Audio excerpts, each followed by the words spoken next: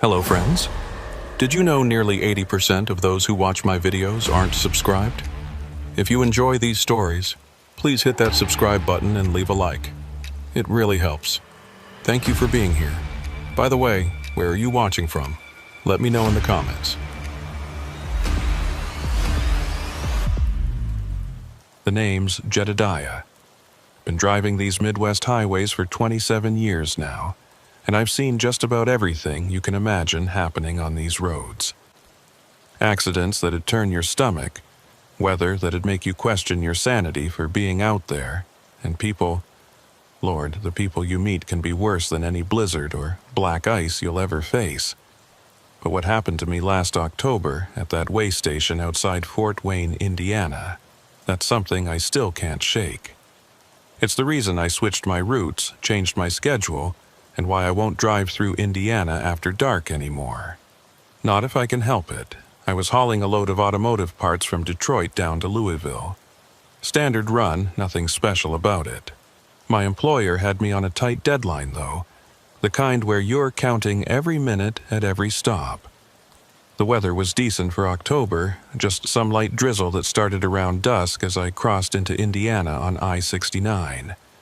Now, any trucker will tell you that way stations are just part of the job. You pull in, get your weight checked, show your paperwork if they ask, and move on. Most of the time you're in and out in 5 minutes. Sometimes they wave you through without even stopping. It's routine, boring even. That's what I expected when I saw the lights of the Fortville way station coming up. It was around 9:30 p.m. when I pulled in. The station looked normal enough. Couple of trucks ahead of me, the usual harsh fluorescent lights making everything look washed out and tired. I noticed right away, though, that something was different. Usually you've got one, maybe two officers working the late shift. That night, I counted at least 4 vehicles parked outside the main building. I rolled onto the scale and waited. The light stayed red longer than usual. Through my side mirror, I could see an officer walking around my trailer with a flashlight, even though the area was well lit. That wasn't standard procedure, not for a pre-pass approved truck like mine. Finally, the speaker crackled to life. "Driver, pull forward to Inspection Bay 3. Bay 3. That made my stomach tighten a bit. Bay 3 meant a full inspection, and I knew my rig was clean. My logs were perfect, my load was secure. All my lights worked. I'd just had a full DOT inspection 2 weeks prior. But you don't argue. You just do what they tell you. I pulled into the bay and killed the engine. Through my windshield, I could see Officer Hezekiah approaching. I knew him by reputation. Most drivers who ran this route did. Hezekiah had been working these way stations for at least 15 years. He was the kind of officer who seemed to enjoy making drivers sweat, always finding something minor to write up. But he was also known for being by the book, never crossing any real lines. He walked up to my door with that slow, deliberate stride that cops perfect over the years. I rolled down my window before he had to knock. "Evening, officer." "License, registration, and logs," he said, not bothering with pleasantries. His face looked different than I remembered from previous encounters. Harder, somehow, like he hadn't slept in days. There were dark circles under his eyes, and he kept glancing back toward the main building. I handed over my documents. Everything was electronic now, but I kept paper copies just in case. He studied them longer than necessary, flipping through pages he'd already looked at, checking dates that were clearly visible. "You running solo?" he asked. "Yes, sir. Always do." "Where's this load heading?" "Louisville. Ford Distribution Center." He nodded slowly, still looking at my paperwork. Then he leaned in closer to my window. I could smell coffee on his breath, and something else. Whiskey, maybe, though I couldn't be sure. "Listen," he said, his voice dropping low. "You seem like a smart man, Jedediah." The fact that he used my first name caught me off guard. These inspections were always formal, always professional. Officer this, driver that. I like to think so, I replied carefully. He glanced around again, then back at me.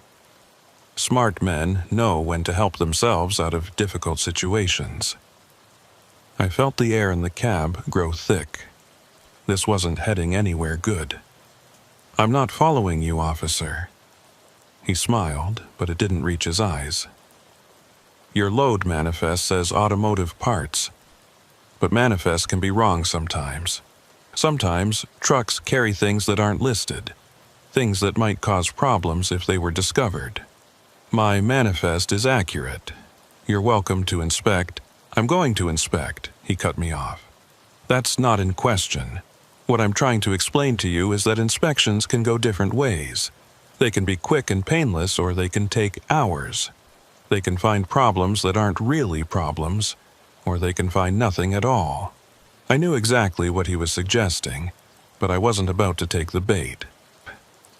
Officer, if there's something specific you're looking for, what I'm looking for, he said, leaning even closer, is cooperation. See, we've had some issues with trucks running this route. Contraband, you understand. My supervisor's breathing down my neck to increase citations, increase inspections. It's a real hassle for everyone involved. He paused, letting that sink in. Now, a cooperative driver might make a small contribution to the officer's benevolent fund, say $500. That driver might find his inspection goes very smoothly.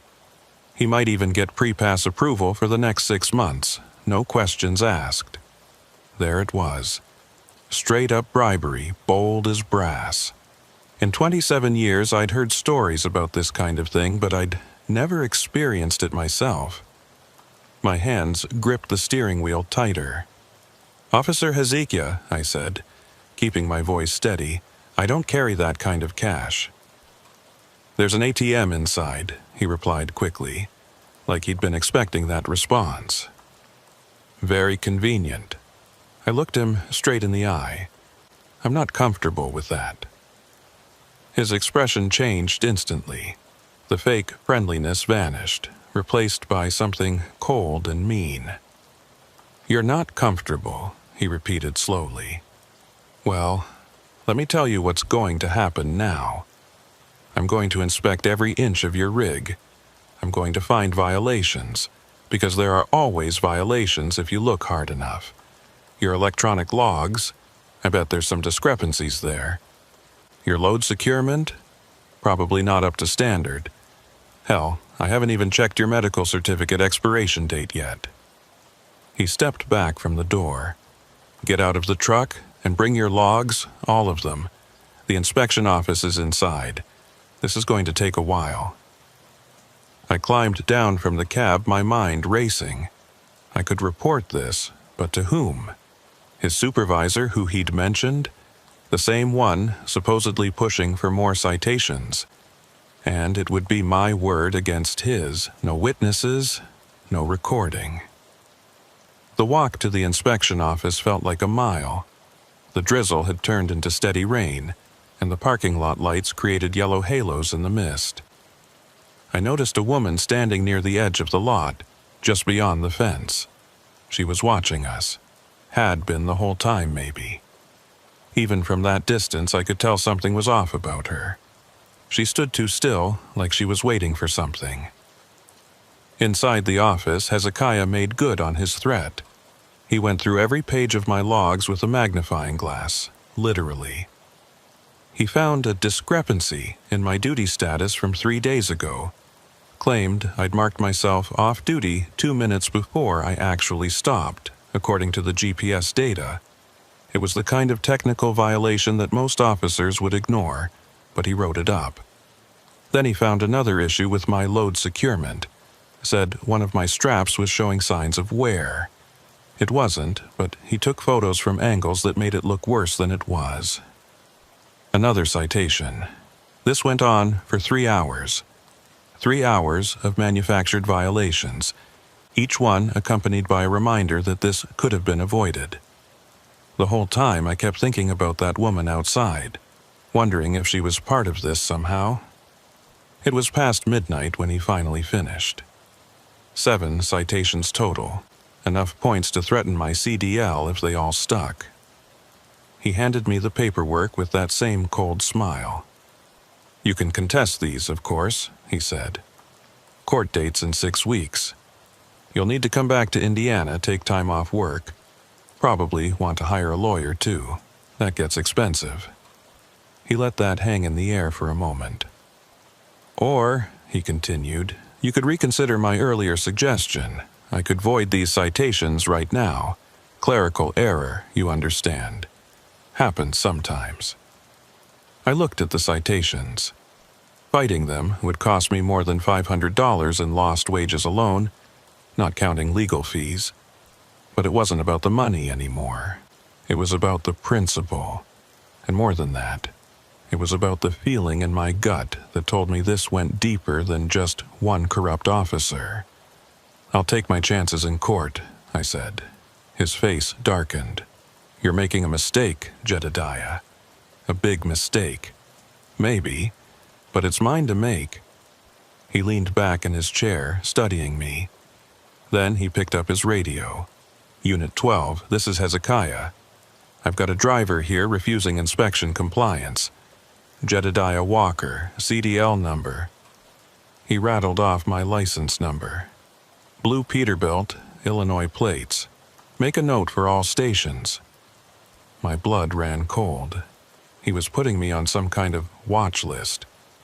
"Every way station from here to Louisville is going to know your name now," he said, after setting down the radio. "Every officer is going to want to take a real close look at your rig. You think this was bad? You haven't seen anything yet."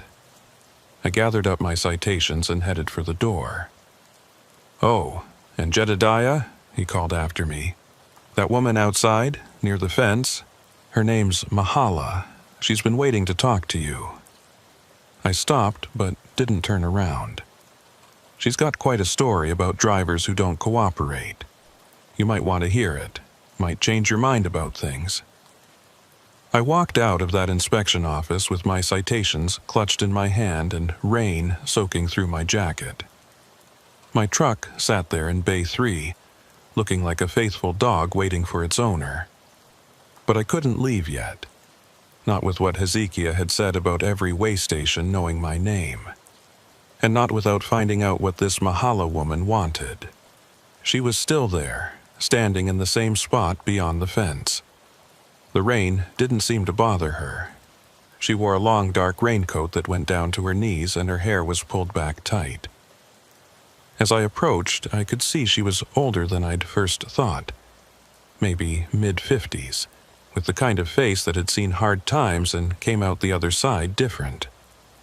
"You're Jedediah," she said. It wasn't a question. "How do you know my name?" "I heard it over the radio. Hezekiah's got a voice that carries." She glanced toward the inspection office. "You turned him down." Not much of a secret, apparently. She stepped closer to the fence. Up close, I could see her eyes were bloodshot, like she'd been crying or hadn't slept in days. Maybe both. "My husband was a trucker," she said. "Ran this same route for 15 years. Name was Samuel, though everyone called him Big Sam. Maybe you heard of him?" The name didn't ring any bells, but I shook my head politely. "He died 14 months ago," she continued. "Right here in Indiana. Single vehicle accident, they said. Drove his rig off an overpass at 3 in the morning. No skid marks, no mechanical failure, no medical condition. Just drove straight off like he meant to do it." "I'm sorry for your loss," I said, meaning it. We'd all known drivers who didn't make it home. "Don't be sorry, be smart." Her voice turned hard. "Sam was a good driver. Perfect record for 15 years. Then one night he gets pulled into this very way station. Comes home the next day, white as a sheet, won't tell me what happened. Just kept saying we needed to move, needed to get out of Indiana." She pulled her coat tighter against the rain. 2 weeks later, he's dead. But before he died, he'd been getting pulled over constantly. Every weigh station, every inspection point. They'd find violations that weren't there, write citations for things that didn't exist. He fought them at first, spent thousands on lawyers. Then something changed. He stopped fighting, started taking different routes, driving at odd hours, trying to avoid the stations. What are you saying exactly? I'm saying that Officer Hezekiah and his friends have a system. You either pay, or they make your life hell. And sometimes, when drivers know too much or fight too hard, accidents happen. I felt a chill that had nothing to do with the rain. That's a serious accusation. It's not an accusation if I can't prove it, she said bitterly. I've tried, talked to investigators, filed complaints, even hired a private detective. But nothing sticks. The officers all back each other up. The reports all look clean. And anyone who might have talked is either too scared or... She trailed off. Or what? Or they're dead, 3 drivers in the last 2 years. All had problems with Hezekiah. All died in single-vehicle accidents. No witnesses, no evidence of foul play. She reached into her coat and pulled out a folded piece of paper, pushed it through the fence. That's a list of names, she said. Drivers who've had run-ins with Hezekiah. Some paid him off and won't talk about it. Others fought back and faced consequences. A few are still fighting. You might want to reach out to them, compare notes. I took the paper, but didn't unfold it yet. Why are you telling me this? Because I've been watching this station for months, waiting for someone else to stand up to him. Most just pay. You didn't. That makes you either brave or stupid, and right now, I don't care which. I just need someone who's willing to fight. A horn honked from the station. Another truck was pulling in for inspection. I should go, I said. Wait. She grabbed the fence with both hands. They're going to follow you. Not obviously, but they'll know where you are. Every mile you drive in Indiana, someone will be watching. They've got friends at truck stops, rest areas, even some repair shops. Your citations are just the beginning. So what do you suggest I do? Document everything. Get a dash cam that records inside and out. Keep copies of all your paperwork. And whatever you do, don't stop at any isolated rest areas in Indiana. They like to have random inspections at those places, usually when no one else is around. She started to walk away, then turned back. One more thing. Hezekiah mentioned the Officers' Benevolent Fund. That money doesn't go to any fund. It goes into their pockets. They've been running this scheme for at least 5 years, maybe longer. Sam estimated they were pulling in $50,000 a month from drivers too scared or too rushed to fight back. $50,000 a month. That was serious money. Enough to kill for, maybe. I got back in my truck and fired up the engine. As I pulled out of the inspection bay, I saw Hezekiah standing in the doorway of the office, watching me go. He gave me a mock salute, and I could see him saying something into his radio. The rest of the drive to Louisville was tense. Every time I saw headlights in my mirror, I wondered if I was being followed. Every weigh station I passed, and thankfully they were all closed, made my hands grip the wheel tighter. I kept thinking about what Mahala had said about her husband driving off that overpass. I made it to Louisville without incident, delivered my load, and thought that would be the end of it. I was wrong. The next morning, I got a call from my dispatcher. There had been a complaint filed against me. Apparently, Officer Hezekiah had reported that I was verbally aggressive during the inspection and had made threats. Complete fabrication, but it was his word against mine. My company had to launch an internal investigation. That meant I was benched until it was resolved. 3 days of lost wages. That was just the start. When I finally got back on the road, I made sure to avoid Indiana completely, even if it meant adding hours to my routes. But you can't always control where dispatch sends you. 2 weeks after the incident at the way station, I had to pick up a load in Fort Wayne. No way around it. I planned my route carefully. I'd drive through Ohio, cut across the northeast corner of Indiana, grab my load, and get out. I'd time it so I'd hit the way stations during shift changes when they'd be more likely to wave trucks through. I had my dash cams rolling, my paperwork perfect, my rig inspected by our company mechanic and documented. None of it mattered. 30 miles into Indiana, I got pulled over. Not at a way station, just a regular traffic stop. The state trooper said I'd been weaving. I hadn't been. The dash cam would prove that. But he wanted to do a full roadside inspection anyway. He found a marker light that was too dim and wrote me a citation. An hour later, I finally made it to Fort Wayne. The shipper kept me waiting 6 hours to load. They said there was a delay with the paperwork. I'd never waited more than 2 hours at that facility before. While I sat there, I noticed a state police cruiser parked across the street, just sitting there. When I finally got loaded and back on the road, I decided to take a different route out of Indiana. I'd go south through Fort Wayne, pick up US 24, and cut west into Illinois. It would add 90 miles, but it would avoid the main inspection stations. That's when things got really bad. US 24 is a decent road during the day, but at night, it's got long stretches of nothing. No lights, no buildings, just farmland and forest. I was about 20 miles west of Fort Wayne when I saw the lights in my mirror. Police lights, but moving slow, keeping pace about a quarter-mile back. I maintained my speed, exactly the limit. The cruiser maintained its distance. This went on for 10 miles. Then, just as I was approaching a particularly dark stretch of road, the cruiser suddenly accelerated, flew past me, and disappeared into the darkness ahead. 5 minutes later, I saw why. There was a roadblock. 3 police cars, lights flashing, officers with flashlights directing traffic to the shoulder. But here's the thing, I was the only vehicle on the road. This roadblock was for me. I pulled over, hands visible on the wheel. An officer approached, but it wasn't just any officer. It was Hezekiah. He wasn't supposed to be there. He was a way station inspector, not a state trooper. But there he was, in a different uniform, walking up to my door with that same cold smile. "Jedediah," he said. "We meet again. Heard you've been having some trouble on our roads." "Just doing my job, officer."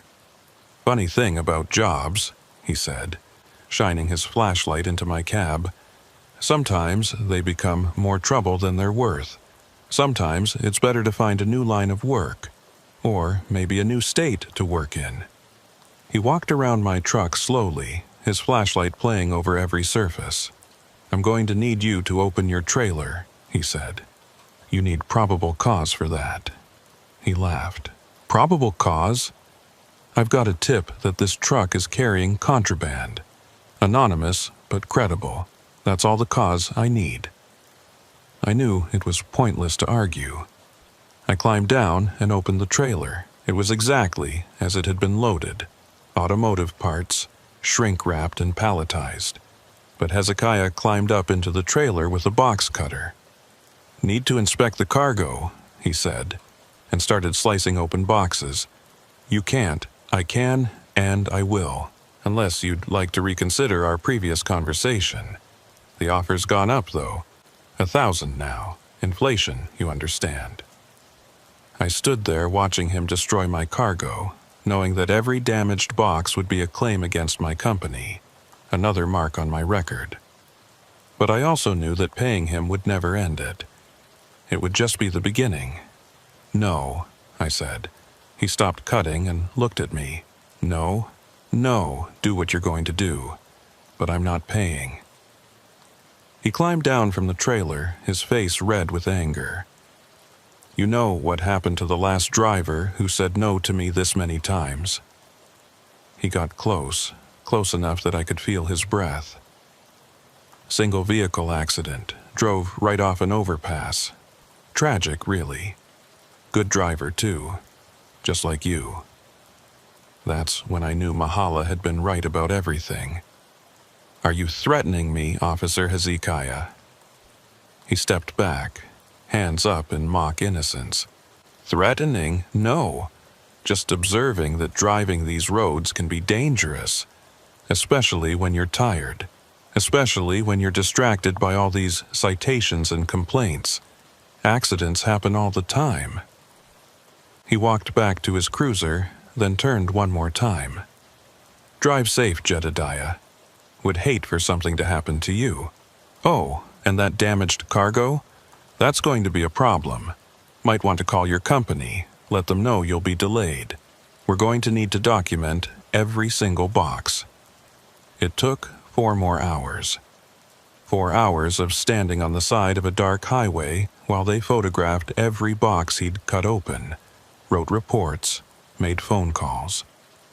By the time they finally let me go, it was past 3 a.m. I was exhausted, angry, and starting to feel something I hadn't felt in years.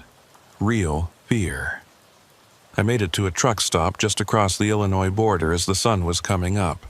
My hands were still shaking when I parked. I'd been checking my mirrors every few seconds for the last 50 miles, expecting to see those police lights again. But I was alone, finally. The first thing I did was call my dispatcher and explain the situation with the damaged cargo. He wasn't happy, but he'd been in the business long enough to know when something didn't smell right. He told me to document everything and get the load delivered as is, let the lawyers sort out the liability later. Then I called Mahala. Her number was on that paper she'd given me, along with the other names. "You made it out," she said instead of hello. She sounded relieved. "Barely. Hezekiah showed up at a roadblock, cut open my cargo. That's escalation. He's getting desperate. You've got him worried." "Worried? He threatened to kill me." "No," she corrected. "He threatened that you might have an accident. There's a difference, legally speaking. He's too smart to make direct threats that could be proven." I told her about the 4-hour delay, the damaged cargo, the way he'd mentioned her husband. "Sam's accident was at 3:47 a.m., she said quietly, on a stretch of I-69 about 40 miles south of where you were stopped. Empty road, good weather, no reason for it. The investigators said he probably fell asleep at the wheel. But you don't believe that. Sam had just stopped for coffee 20 minutes before. The receipt was still in his cab, full cup still in the holder, barely touched. Does that sound like someone who was falling asleep? I thought about my own state. Exhausted, but wide awake with adrenaline. What do you think happened? I think someone ran him off the road. I think they knew exactly when he'd be on that stretch of highway. Exactly how tired he'd be after hours of harassment. Exactly how to make it look like an accident. She paused, and I could hear her taking a deep breath. "Jedediah, I need to tell you something else. You're not the first driver I've approached. I've talked to 6 others over the past year. 3 of them paid Hezekiah after I talked to them, decided it wasn't worth the risk. 2 stopped running routes through Indiana entirely. The 6th one, a driver named Mitchell Brooks, he was going to help me. He was collecting evidence, recording conversations, building a case. What happened to him? Heart attack. 38 years old. No history of heart problems. Died in his truck at a rest area near Indianapolis. The autopsy found nothing suspicious, but his dash cam and phone were missing. His wife said he'd been getting death threats for weeks, but the police said there was no evidence of foul play. I felt my chest tighten. This was bigger than just one corrupt cop running a bribery scheme. How many are involved? At least 4 officers that I know of. Hezekiah is the main one, but he's got partners. They rotate shifts, cover different stations, share information, and they've got people outside the force too. Mechanics who will find problems that aren't there, dispatchers who'll delay your loads, even some drivers who act as spotters. So, what do? I can't keep losing money on damaged cargo and citations. You need to make them think you're backing down while you gather evidence. Play along just enough to reduce the pressure, but don't pay them. And whatever you do, don't travel alone through Indiana for a while. I don't have a choice. My route's find another driver to convoy with, safety in numbers. And Jedediah, start recording everything, every conversation, every stop, every interaction. It might be the only thing that keeps you alive. After I hung up, I sat in that truck stop for another hour, thinking. I'd been driving solo my whole career, liked it that way. But Mahala was right. Continuing alone was asking for trouble. I made some calls, found another driver named Carl who was heading to Louisville later that week. We agreed to convoy, stay in radio contact the whole way. It felt like admitting defeat, but it was better than ending up like Sam. That week, I also took Mahala's advice about recording. I installed interior dash cams, got a pocket recorder, even started keeping detailed logs of everything beyond the required DOT logs. Time, date, location, and description of every interaction. The convoy run with Carl went smoothly. Too smoothly. We didn't get pulled over once, didn't even get called into the way stations, just got waved through. It was like they wanted me to think the pressure was off. But I knew better. This was the calm before something worse. 2 weeks passed. I managed to avoid Indiana for most of it. But then dispatch hit me with a load that couldn't be refused. High priority, triple rate, straight through Indiana to Chicago. The kind of load that if you turn down, you don't get offered the good runs anymore. I tried to find another convoy partner, but everyone was booked. I'd have to run it solo. I planned everything meticulously. I'd drive straight through, no stops except for fuel. I'd hit the way stations during peak hours when they'd be too busy for games. I had my recorders running, my phone fully charged, and I'd given Mahala my exact route and timeline. The first sign of trouble came at the fuel stop in Fort Wayne. I always used the same station, had for years. Good prices, clean facilities, safe location. But when I pulled in, the owner, a guy named Frank, who I'd known for a decade, wouldn't look me in the eye. "Pumps are down," he said when I walked in to prepay. I looked outside. Another trucker was fueling up just fine. "Frank, what's going on?" He glanced around nervously, then leaned over the counter. "I can't serve you, Jed. I'm sorry. They told me if I fuel your truck, I lose my commercial license. My whole business. I got a family." "Who told you?" But he just shook his head and walked into the back office. I had to drive another 30 miles to find a station that would serve me. By then, I was running behind schedule, which meant I'd hit the way station at exactly the wrong time. Shift change, when Hezekiah would be coming on duty. Sure enough, as I approached the Fortville station, I saw his cruiser in the lot. But I also saw something else. Mahala's car parked across the street in a closed business lot. She was watching. I pulled onto the scales and immediately got directed to Inspection Bay 3. Same bay as before. But this time, when Hezekiah approached, he wasn't alone. There were 2 other officers with him, and one of them was holding a drug-sniffing dog. "Mr. Walker," Hezekiah said, formal now that others were present. "We've received information that your vehicle may be carrying illegal substances. That's impossible. We'll let the dog determine that." They ran the dog around my entire rig, had it jump up into the cab, even into the sleeper compartment. Of course, it found nothing because there was nothing to find. But then one of the other officers, young guy, nervous-looking, pulled something from his pocket while pretending to check under my passenger seat. "Got something here," he announced. holding up a small plastic bag. My blood went cold. They were planting evidence. "That's not mine," I said immediately, my recorder running in my pocket. "We'll have to process this," Hezekiah said, barely concealing his satisfaction. "You'll need to come with us." That is when everything went sideways. Mahala must have been recording from across the street because suddenly her car alarm started going off, loud, piercing, drawing attention. A moment later, 2 more trucks pulled into the station, and I recognized them. They were drivers from that list Mahala had given me, guys who'd been harassed by Hezekiah before. One of them, an older driver named Tom, got out with his phone, clearly recording. "Officer Hezekiah," he called out. "Is there a problem here? This is a police matter. Move along." "I don't think so. See, we've been documenting your harassment of drivers for months now, and we just saw your colleague there plant something in this man's truck." The young officer went pale. He looked at Hezekiah, then at the bag in his hand.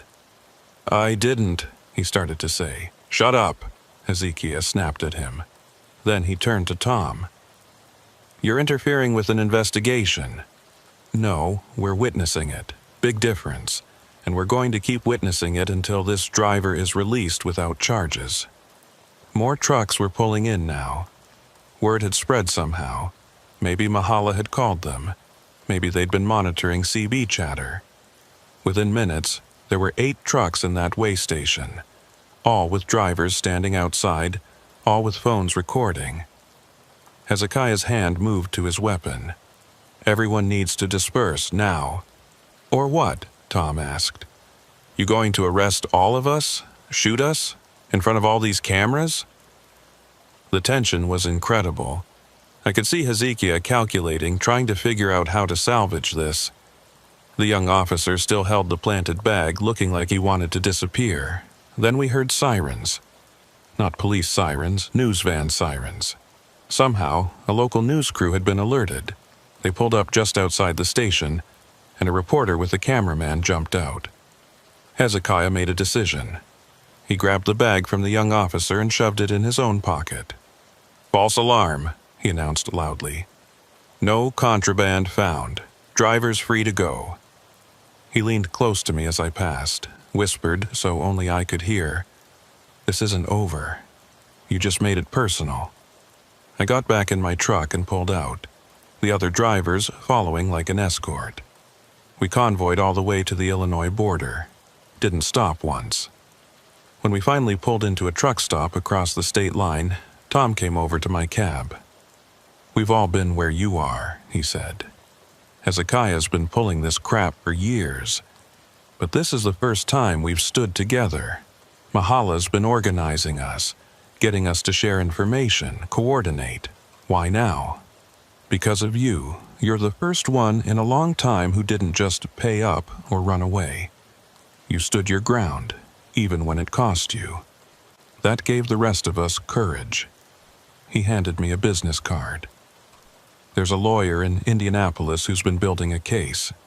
With what happened today, with all the recordings, we might finally have enough to take to the feds. Real investigators, not local cops who are in on it." That night, I stayed at the truck stop and made a decision. I was done running, done being afraid.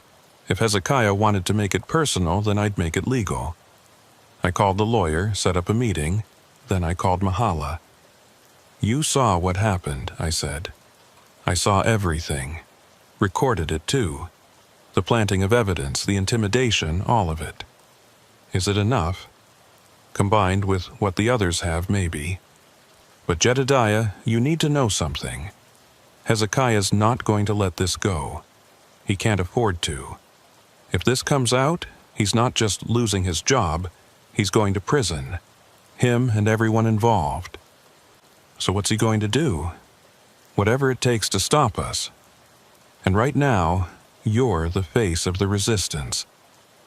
That makes you the biggest target." I thought about Sam, about Mitchell Brooks, about all the drivers who'd been hurt or killed for crossing Hezekiah. "Let him come," I said. "I'm done being afraid." But I should have been afraid. I should have been terrified, because what happened next made everything else look like child's play. The meeting with the lawyer was set for the following Tuesday in Indianapolis. His name was Robert Sterling, and according to Tom, he'd been investigating corruption in Indiana's transportation enforcement for 3 years. He had files, testimonies, financial records, everything except the smoking gun that would make federal prosecutors take notice. I drove to Indianapolis with 2 other trucks as escort. We'd learned not to travel alone anymore, especially for something this important. The meeting was at 2 p.m., but I arrived in the city that morning, parked at a well-lit truck stop with security cameras everywhere. That's where I found the note. It was tucked under my windshield wiper, folded once. No envelope, no identifying marks. Just a single paragraph in block letters. "You have 24 hours to withdraw your complaint and leave Indiana forever. If you meet with that lawyer, if you testify, if you continue this crusade, you will not leave this state alive. This is not a threat. This is a guarantee. Your friend Mahala received the same warning. Ask her what happened to her husband when he ignored it." I called Mahala immediately. "Did you get a note?" I asked. "Found it this morning on my kitchen table," she said. Her voice was steady, but I could hear fear underneath. "They were in my house, Jedediah. While I was sleeping, they were in my house. We need to call the police." "Which police? The ones who work with Hezekiah? The ones who've been covering for him? We're on our own until we get to the feds." She was right, but that didn't make it easier to swallow. "Are you still going to the meeting?" I asked. "Are you?" "Yes." "Then I'll see you there." The lawyer's office was in a downtown high-rise, all glass and steel, the kind of place that screamed legitimate business. I felt out of place in my truck driver clothes, but Sterling didn't seem to notice or care. He was all business. Sharp suit, sharper mind, and eyes that had seen too much corruption to be surprised by anything. Mahala was already there, along with Tom and 3 other drivers I recognized from the way station incident. Sterling had us all sit around a conference table while he pulled up files on a large screen. "What you've all experienced," he began, "is part of a much larger operation. Officer Hezekiah is just one piece. Our investigation has identified at least 12 officers across 4 way stations involved in this extortion ring. Conservative estimate? They're pulling in over $2 million a year from drivers." He clicked through financial records, showing suspicious deposits, property purchases that didn't match salaries, a clear pattern of enrichment. "But here's the problem," he continued. "Everything I have is circumstantial.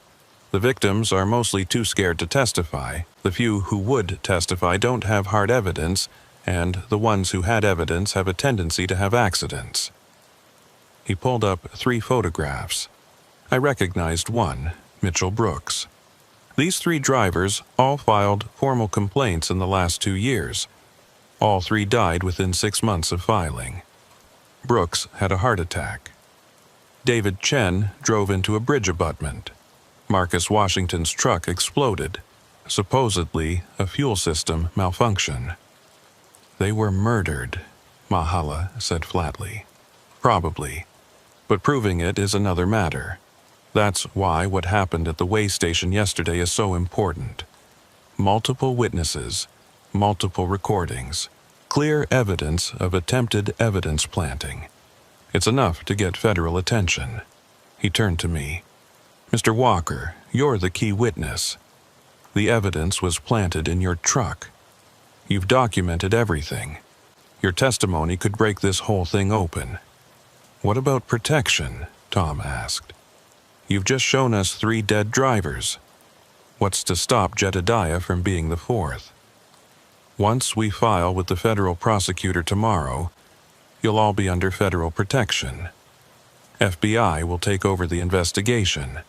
Hezekiah and his crew won't dare move against federal witnesses. And until tomorrow? I asked. Stay together. Stay in public places. Document everything. Don't give them an opportunity. We spent the next 4 hours going through everything. Every incident, every threat, every piece of evidence. Sterling recorded it all, had us sign affidavits, built an airtight package for the feds. By the time we finished, it was dark outside. I'm filing first thing in the morning, Sterling said. By noon tomorrow, this will be in federal hands. Just make it through tonight. We left as a group, but once we got to the parking garage, we had to split up to get to our vehicles. Mahala's car was on level 2. Mine and Tom's trucks were parked on the street. We agreed to meet at a hotel near the airport, stay together for the night. I never made it to the hotel.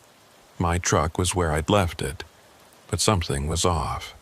The driver's side door was slightly ajar, not obviously just enough that I noticed, because I always made sure it was locked tight. I approached carefully, used my phone's flashlight to check inside before opening it wider. Everything looked normal. Too normal. My logbook was exactly where I'd left it, my coffee cup in the same position, my jacket hanging on the same hook, but the air freshener hanging from my mirror was turned backwards. A tiny detail, but wrong. I climbed in carefully, started the engine. Everything sounded fine. Checked my gauges, all normal, but that paranoid voice in my head wouldn't shut up. I put the truck in gear and started to pull out. That's when I saw him in my mirror.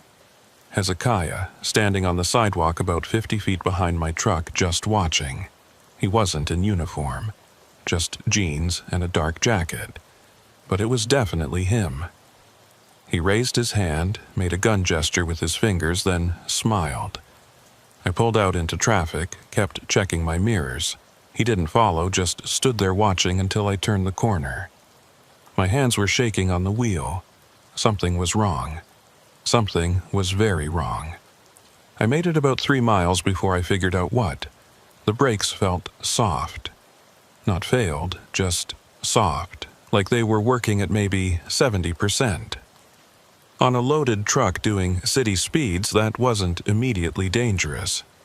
But I was about to get on I-465, the loop around Indianapolis. Highway speeds, heavy traffic, and compromised brakes were a deadly combination. I pulled over immediately, called Tom. My brakes have been tampered with. Where are you? I gave him my location. Don't move, I'm 10 minutes away. We'll get you to a shop. While I waited, I called Sterling and told him what happened.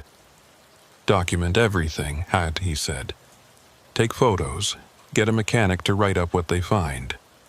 This is attempted murder, and we can prove it.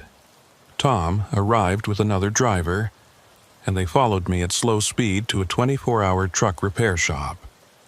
The mechanic, a guy named Luis who'd been working on rigs for 30 years, put it up on the lift and whistled low. Brake lines have been punctured, he said. Tiny holes, probably made with an awl or ice pick, designed to leak slowly. You'd lose pressure gradually over maybe an hour of driving. By the time you realized you had no brakes, you'd be at highway speed. Would I have crashed? Luis looked at me seriously. Best case? You'd have managed to gear down and engine brake to a stop. Worst case, and more likely, you'd have plowed into traffic at 70 miles per hour. Either you'd have killed yourself, or you'd have killed others and faced manslaughter charges. Either way, I'd have been eliminated as a witness. Luis documented everything, took photos, wrote up a detailed report. Tom and the other driver stayed with me while the repairs were made. It took 3 hours and cost me $800, but by 11 p.m. my truck was safe to drive. We convoyed to the hotel, parked our trucks where we could see them from our rooms, and set up a watch schedule. Nobody slept well that night. The next morning, we were at Sterling's office when he made the call to the federal prosecutor. Within an hour, 2 FBI agents arrived to take preliminary statements. By noon, they'd officially opened an investigation.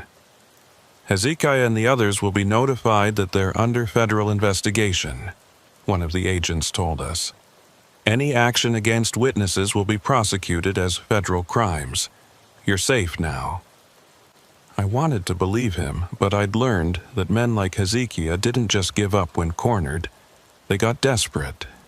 And desperate men do terrible things. The investigation moved fast. Within a week, the FBI had seized records from 4 weigh stations, frozen bank accounts, and interviewed dozens of drivers. The evidence was overwhelming. Hezekiah and 6 other officers were arrested on federal corruption charges, but they made bail. All of them. Sterling said not to worry, that they wouldn't dare do anything while under federal indictment. But I kept thinking about those 3 dead drivers, about Sam's car going off that overpass, about my punctured brake lines. 2 weeks after the arrests, I was running a load from Chicago to Memphis, avoiding Indiana entirely, even though it meant adding 200 miles. I'd stopped at a truck stop in Missouri for fuel when my phone rang.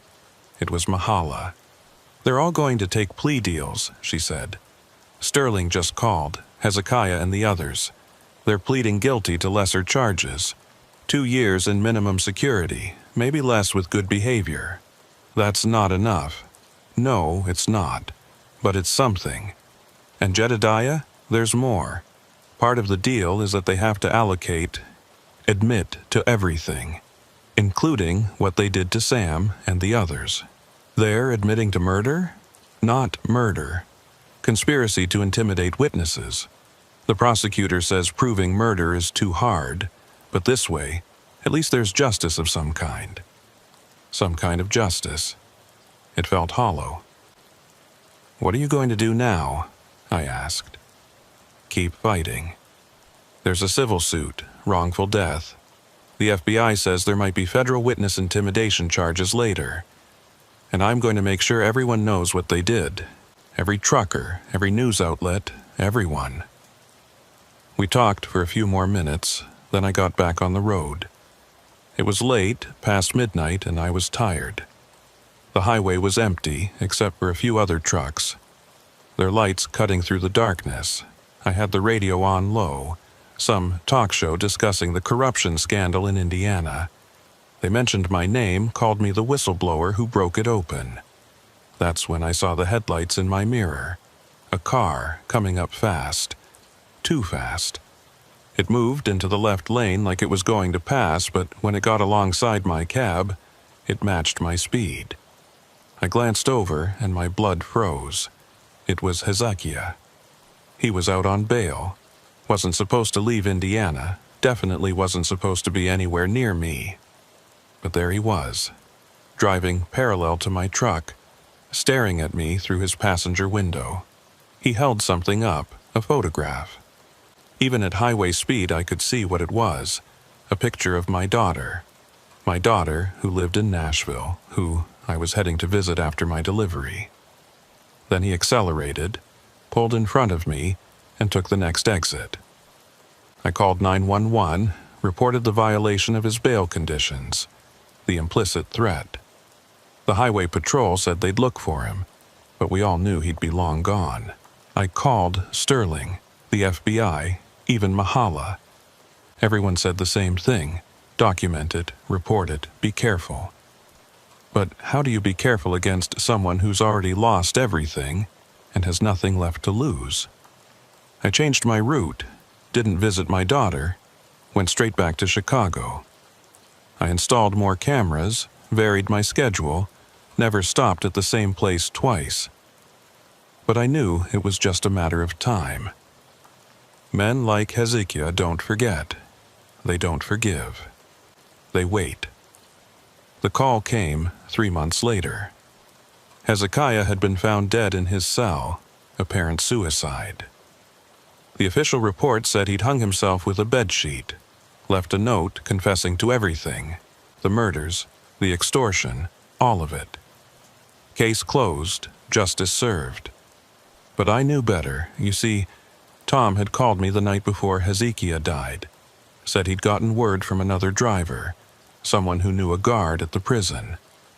Hezekiah had been talking, trying to make another deal.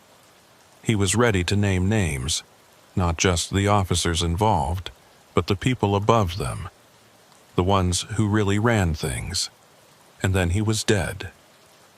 Sterling said it was over, that we'd won. The corruption ring was broken, the bad cops were in prison or dead, the roads were safe again. But I still check my mirrors constantly. I still inspect my truck before every trip. I still avoid Indiana when I can. Because here's what I learned from all of this. The corruption we exposed was just one layer. There are always more layers, always bigger fish, always someone willing to kill to keep their secrets. We'd won a battle, but the war never really ends. Mahala still calls sometimes. She's remarried now, moved to Florida, found some peace. But she told me something during our last conversation that stuck with me. You know what Sam wrote in his final log entry? She said. The night before he died? He wrote, "The road knows the truth." I never understood what he meant until now. I think about that sometimes when I'm driving these empty highways at night. The road does know the truth. It knows who lived and who died, who fought and who gave up, who paid the price for justice.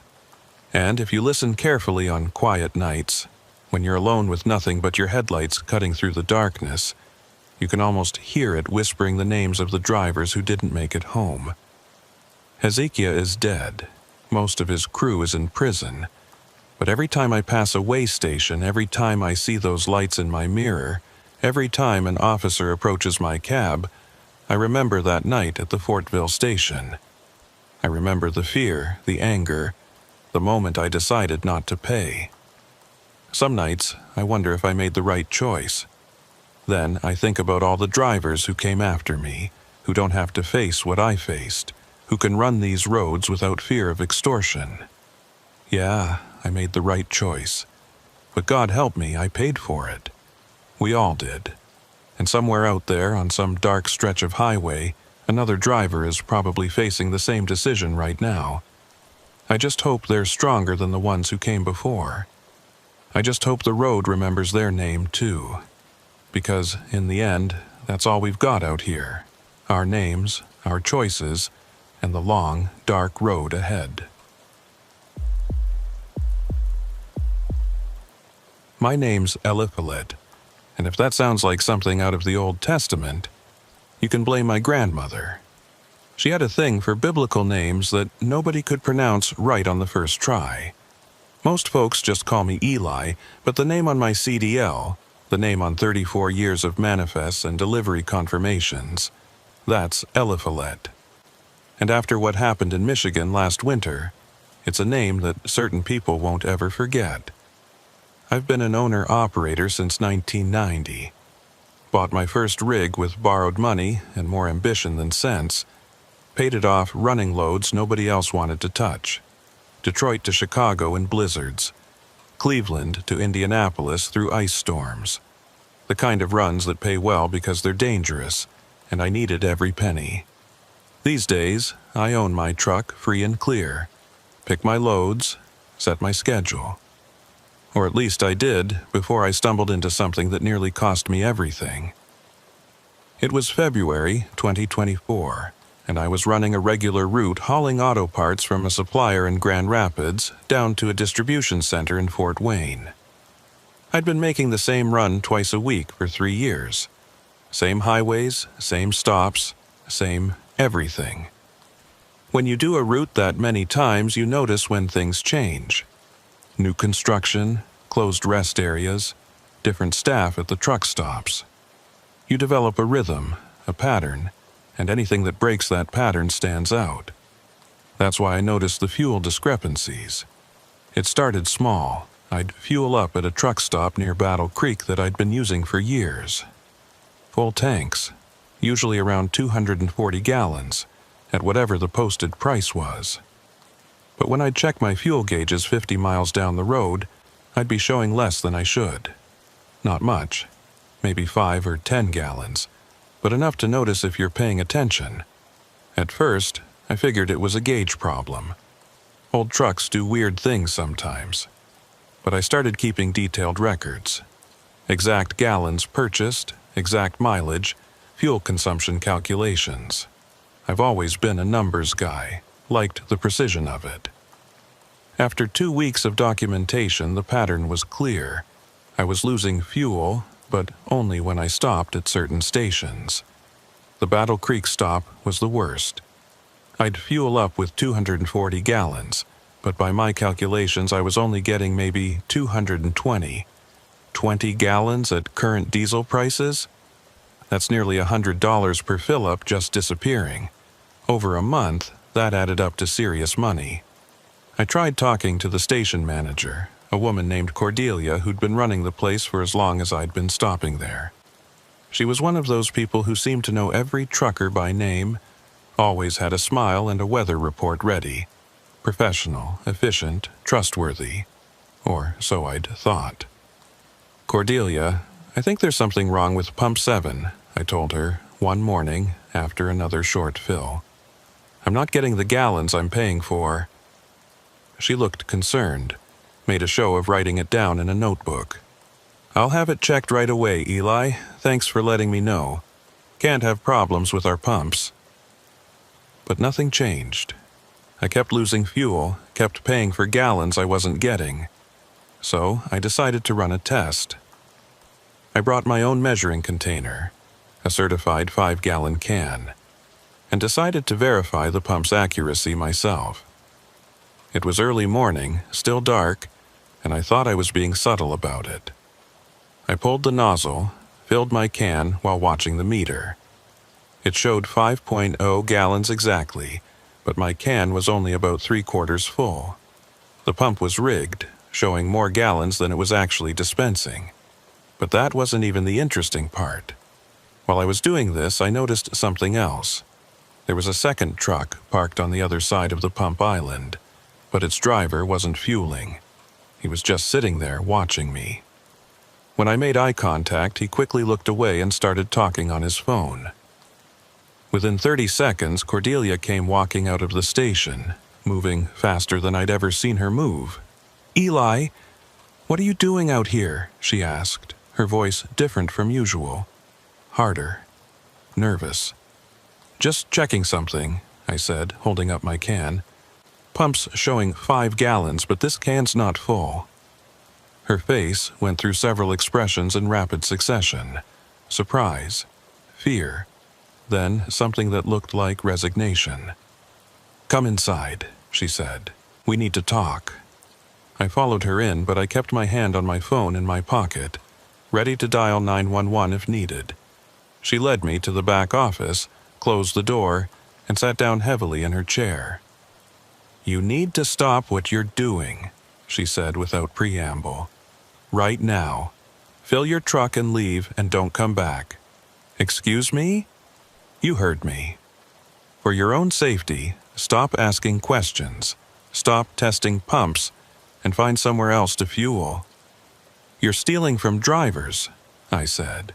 "Skimming fuel, charging for gallons you're not delivering." She laughed, but there was no humor in it. "You think I'm the one stealing?" "Eli, I'm just trying to keep my business. The people who are really stealing, you don't want to meet them." "What are you talking about?" She looked at the door, then back at me, and seemed to make a decision. 6 months ago, a man came to see me. Called himself Alpheus. Said he represented a group of investors who were interested in the fuel business, but they weren't interested in buying my station.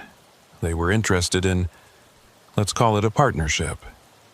She pulled out a cigarette, lit it with shaking hands. I'd never seen her smoke before. They installed modified pumps, high-tech stuff, all computerized. To the inspectors, everything looks perfect. But the pumps can be controlled remotely. They skim a percentage from every transaction. But the fuel doesn't just disappear. It gets diverted. Diverted where? Underground tanks. Secondary tanks installed beneath the main ones. Every night, trucks come and pump out the stolen fuel.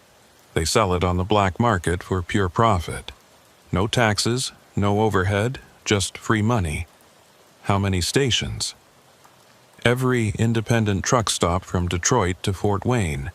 Maybe 40, 50 locations. The ones that didn't agree to the partnership, they had accidents. Fires, contamination in their tanks, health code violations that came out of nowhere. One owner in Kalamazoo, he fought back hard. His station burned down while he was inside doing inventory. I felt my stomach drop. This wasn't just theft. This was organized crime. Why are you telling me this? Because I like you, Eli. You've been a good customer for years. And because if you keep poking around, they're going to notice. And when they notice someone, that someone tends to have problems. I could go to the police. She laughed again. That same bitter sound. With what proof? You think they didn't plan for that? Every transaction looks legitimate on paper. The computers show the correct amounts. It's only during the actual pumping that the diversion happens, and that's controlled remotely. Even I don't have access to the real controls. She stubbed out her cigarette and stood up. Look, I'm telling you this as a favor. Take it and go. Find a corporate station to fuel it. Flying J loves places too big for them to infiltrate. And forget we ever had this conversation. I left, but I didn't forget. I couldn't.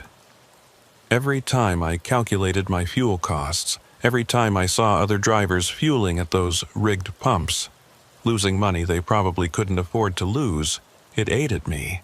But what really got to me was the scale of it.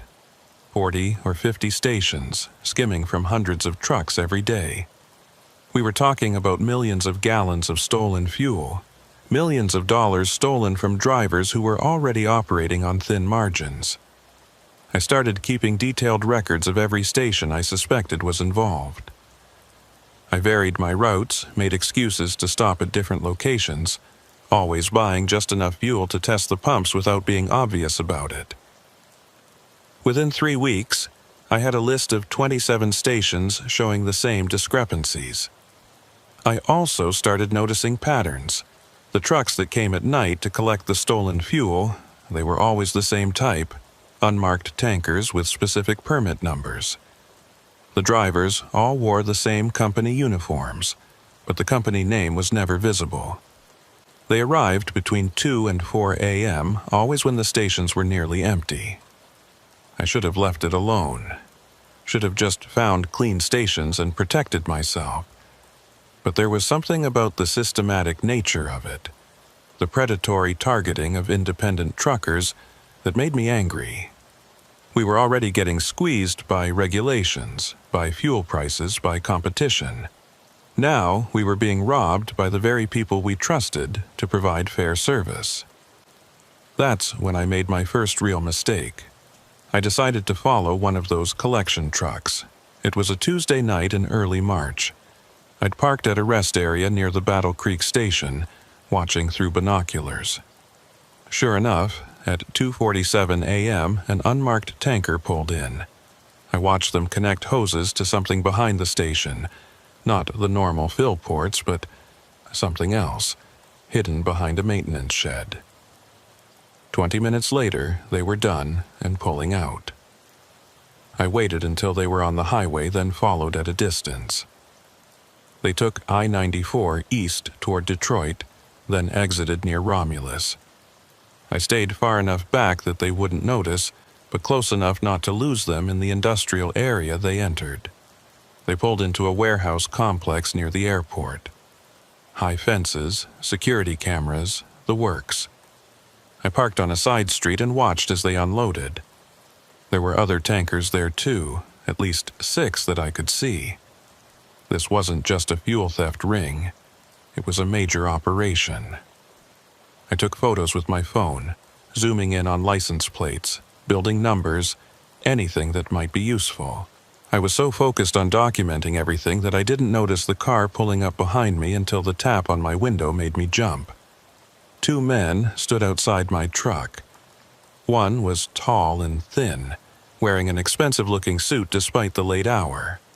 The other was shorter, broader, and had the kind of face that suggested he solved problems with his fists. The tall one smiled when I rolled down my window. "Eliphalet, right?" he said. "That's an unusual name. Biblical. Means God is deliverance, if I remember correctly. Can I help you?" "Actually, we were hoping to help you. You seem to be lost. This isn't a safe area for truckers to park, especially ones who are curious about things that don't concern them. I'm just taking a break. DOT regulations." His smile widened. "Of course, safety first. But you know what's not safe? Following vehicles in the middle of the night, taking photos of private property, asking questions at truck stops about things that hard-working business owners would rather not discuss." My mouth went dry. They knew. They'd known the whole time. "I'm Alpheus," he said. "I believe Cordelia mentioned me, and you've been causing some concern among my associates." "I haven't done anything illegal." "Neither have we," he replied smoothly. "Everything we do is perfectly legal. Documented, licensed, legitimate. But you know what is illegal? Stalking, harassment, trespassing. All things that a concerned business owner might report to the police about a troublesome trucker." The shorter man shifted slightly, just enough to let me see the gun in his waistband. "But we're not unreasonable people," Alpheus continued. "We understand curiosity. We even admire initiative, which is why we're prepared to make you an offer. I'm not interested. You haven't heard it yet. We need drivers. Legitimate drivers with clean records who can move our product without raising suspicions. The pay is excellent, double what you're making now. All you have to do is haul what we tell you, when we tell you, and forget about what you've seen. And if I say no," he shrugged, "then you go back to your regular routes, your regular stops. But you'll find that things become difficult. Inspections that find violations, delays at way stations, problems with your insurance, issues with your CDL renewal. Administrative harassment is so hard to prove, but so effective at ruining a small business. You're threatening me. I'm explaining reality to you. You've seen something you shouldn't have seen. Now you have 2 choices: profit from it or suffer from it. There is no third option where you walk away unchanged." I looked at both of them, calculating my chances if things went bad. They weren't good. "I need time to think." "You have 24 hours, Alpheus said. "Tomorrow night, same time, be at the Cordelia station. We'll have a truck ready for you to haul. If you're not there, we'll assume you've chosen the difficult path." They walked back to their car and drove away, leaving me sitting there with my hands shaking. I'd stumbled into something much bigger and more dangerous than I'd imagined. These weren't just fuel thieves. They were organized, connected, and ruthless. I drove back to my usual truck stop in Indiana, a corporate place where I knew I was safe, and spent the rest of the night thinking. I could take their offer, become part of the problem. I could refuse and watch them destroy my business, my livelihood. Or I could fight back, but not alone and not stupidly. I made 3 phone calls that morning. The first was to a friend who worked for the FBI in Detroit, someone I'd known since high school. The second was to a lawyer who specialized in RICO cases. The third was to Cordelia. "They approached me," I told her. "Alpheus and his friend. And I need information, Everything you know about their operation, locations, schedules, names. Are you insane? Do you know what they'll do if... They're going to destroy me anyway if I don't play along. At least this way I might be able to stop them. There was a long pause. I can't, she finally said. I have a family, kids in college. I can't risk it. They killed that owner in Kalamazoo. How long before they decide you know too much? How long before you become a liability? Another pause, longer this time. There's a diner off exit 84, she said. The old one that looks abandoned but isn't. Meet me there at noon. Come alone, and for God's sake, make sure you're not followed. The diner was exactly as Cordelia described. A relic from the 1960s that looked like it should have been condemned years ago. Paint peeling off the walls. Half the neon sign burnt out.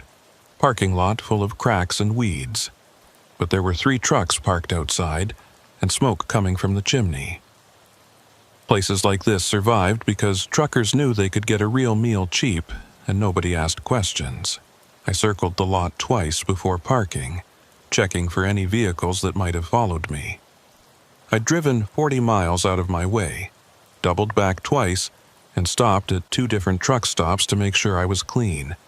Maybe I was being paranoid, but Alpheus had known my name, known what I'd been doing. These people had eyes everywhere. Cordelia was in a back booth, facing the door. She looked older than she had just a few days ago, stress etched into every line of her face. There was a cup of coffee in front of her, untouched and cold. I slid into the booth across from her. The waitress, a woman who looked like she'd been working there since the place opened, brought me coffee without asking. That's the kind of place it was. You look terrible, I told Cordelia. Thanks, you don't look so great yourself. She glanced around nervously. Did anyone follow you? No, I made sure. She reached into her purse and pulled out a thick envelope, slid it across the table. Everything I know is in there. Locations, schedules, names when I have them. Financial records showing the modifications to my station, the installation of the secondary tanks.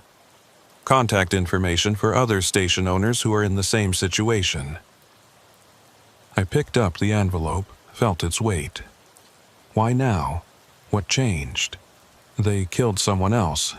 Yesterday, a driver named Marcus who was asking too many questions at a station in Lansing. Official story is he had a heart attack, but the owner called me, terrified. Said Marcus was healthy as a horse, then suddenly dropped dead right after confronting them about the fuel discrepancies. Jesus. That could have been you, Eli, still could be. She leaned forward. You need to understand something. This isn't just about fuel theft. That's just one piece of their operation. They're moving drugs in those tankers too, hidden compartments in the baffles. They're laundering money through the truck stops. They've got cops on the payroll, inspectors, probably politicians. You're not fighting a gang, you're fighting a cartel. I thought about my friend at the FBI, wondered if even federal intervention would be enough. Who's behind it? Who's really running this? I don't know. Alpheus is middle management, maybe upper middle. But there are people above him, people with enough money and power to set up an operation this big. Some say it connects all the way to Detroit mob families. Others think it's international, Eastern European syndicates using the trucking industry to move product across the country. She stood up abruptly. I've told you everything I know. After today, we never met. If anyone asks, I don't know you beyond being a regular customer. And Eli, whatever you're planning, be careful. These people don't give second chances. She left without looking back. I sat there for another 20 minutes, reading through the documents she'd given me. The scale was staggering. Based on her estimates, they were stealing close to 100,000 gallons of fuel per day across all locations. At current prices, That was nearly $500,000 daily. Add in the drug trafficking and money laundering, and we were talking about a multi-billion-dollar operation. I met my FBI contact that evening at a rest stop near Toledo. Jake Morrison had been my friend since we were kids in Grand Rapids, back before he became a federal agent and I became a trucker. He looked at the documents Cordelia had provided, whistled low. "This is big, Eli. Really big. If even half of this is accurate, we're talking about a major RICO case. So you'll investigate? It's not that simple. We need more than documents. We need proof of the actual crimes happening, recorded conversations, financial transactions we can track, and most importantly, we need someone on the inside." I knew where this was going. They want me to haul for them, offered me a job. Jake's eyes lit up. "That's perfect. You could—" "No. Hell no. I'm not becoming a federal informant. Eli, you're already in this. They know who you are. They've threatened you. The only way out is through. You help us build a case, we protect you and take them down. And if they figure out I'm wearing a wire, you saw what happened to Marcus.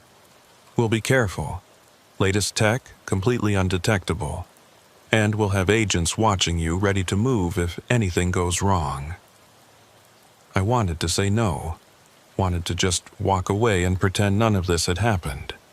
But I kept thinking about all the drivers getting robbed, about Marcus dropping dead for asking questions, about the cancer this organization was spreading through the trucking industry. "If I do this," I said slowly, "I want guarantees. Witness protection if needed, my business protected, and immunity from any crimes I might have to commit while undercover." "Done. I'll have the paperwork drawn up tonight." 24 hours. That's how long I had to completely change my life from independent trucker to federal informant. Jake and his team worked fast.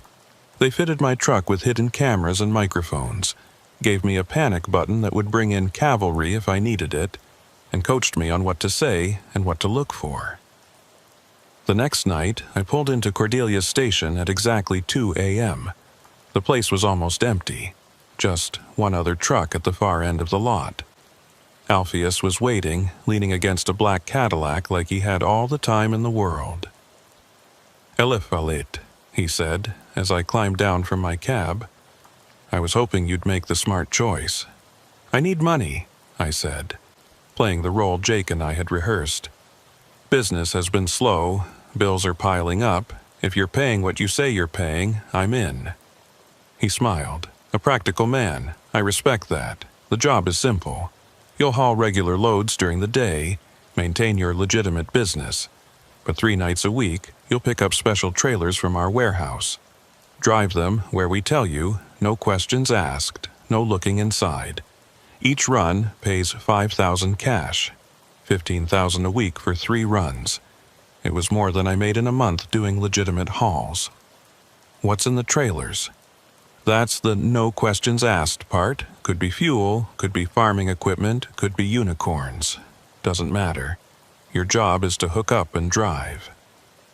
A second man emerged from the shadows, the same broad-shouldered enforcer from the night they'd confronted me. He was carrying a bag, which he handed to Alpheus. "A sign of good faith," Alpheus said, opening the bag to show stacks of $100 bills. $10,000 up front. Consider it a signing bonus. Your first run is tomorrow night. Be at the warehouse at midnight. The address is in the bag." I took the money, trying to look grateful rather than sick. This money was evidence now, marked bills that would help build the federal case. "One more thing," Alpheus said as I turned to go. "We'll be installing some equipment in your truck. GPS tracker, communication system, a few other things. For coordination purposes. That's not necessary. It's not a request." His friendly demeanor vanished for a moment.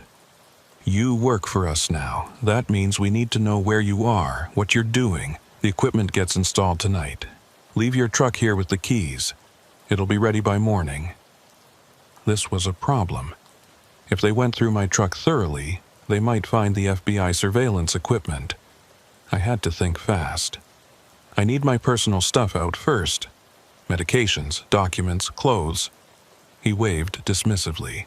5 minutes. I climbed into my cab, grabbed my official gear, and hit the panic button Jake had given me.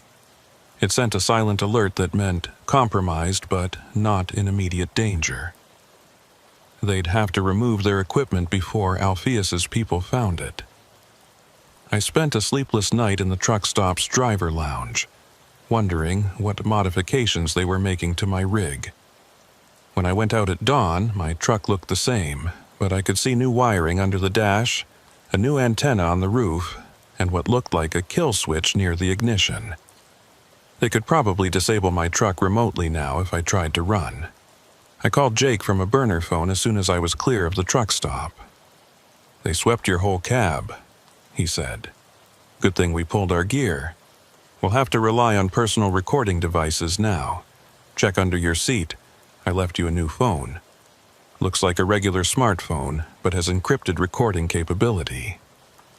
For the next week, I maintained my regular runs during the day, trying to act normal despite knowing I was being tracked. Other truckers at various stops treated me differently, some with suspicion, others with a kind of wary respect. Word had gotten out that I was working for Alpheus now. I was one of them. My first special run came that Thursday night. I arrived at the warehouse at midnight as instructed. The place was buzzing with activity despite the hour. Forklifts moving pallets, trucks coming and going, men with clipboards directing traffic. It looked like any legitimate logistics operation except for the armed guards and the fact that everyone stopped what they were doing to watch me arrive. A man I didn't recognize directed me to Bay 7, where a trailer was waiting. It was a standard 53-footer, unmarked, sealed with a heavy padlock and tamper-evident tape. I backed up to it, connected the airlines and electrical, did my standard pre-trip inspection. The trailer was heavy, close to maximum weight, but the weight distribution felt wrong. Too much weight in specific spots rather than evenly distributed. "Where am I taking this?" I asked the supervisor. He handed me a sealed envelope. "Instructions are inside. Don't open it until you're on the highway. Follow them exactly. No stops except for fuel and only at approved locations listed in the instructions. You have 8 hours to make delivery." I pulled out of the warehouse and drove for 10 miles before opening the envelope. The destination was a warehouse in Cincinnati, specifically a neighborhood I knew was mostly industrial and empty at night. The approved fuel stops were all stations I recognized from Cordelia's list, the ones that were part of the network. I called Jake using the encrypted phone. "I'm en route with the first load. Cincinnati destination." I gave him the address. "We'll have surveillance there. Just make the delivery and get out. Don't try to see what's in the trailer." The drive was uneventful, but tense. Every set of headlights in my mirrors made me nervous. Every way station I passed, all conveniently closed, felt like a threat. The modified equipment in my cab included a radio system that crackled to life periodically with coded messages I didn't understand. "Blue Dog is moving. Clear at checkpoint 3. Weather looks good ahead." I realized I was part of a convoy, even though I couldn't see the other vehicles. They had spotters ahead and behind, probably watching for cops or rival operations.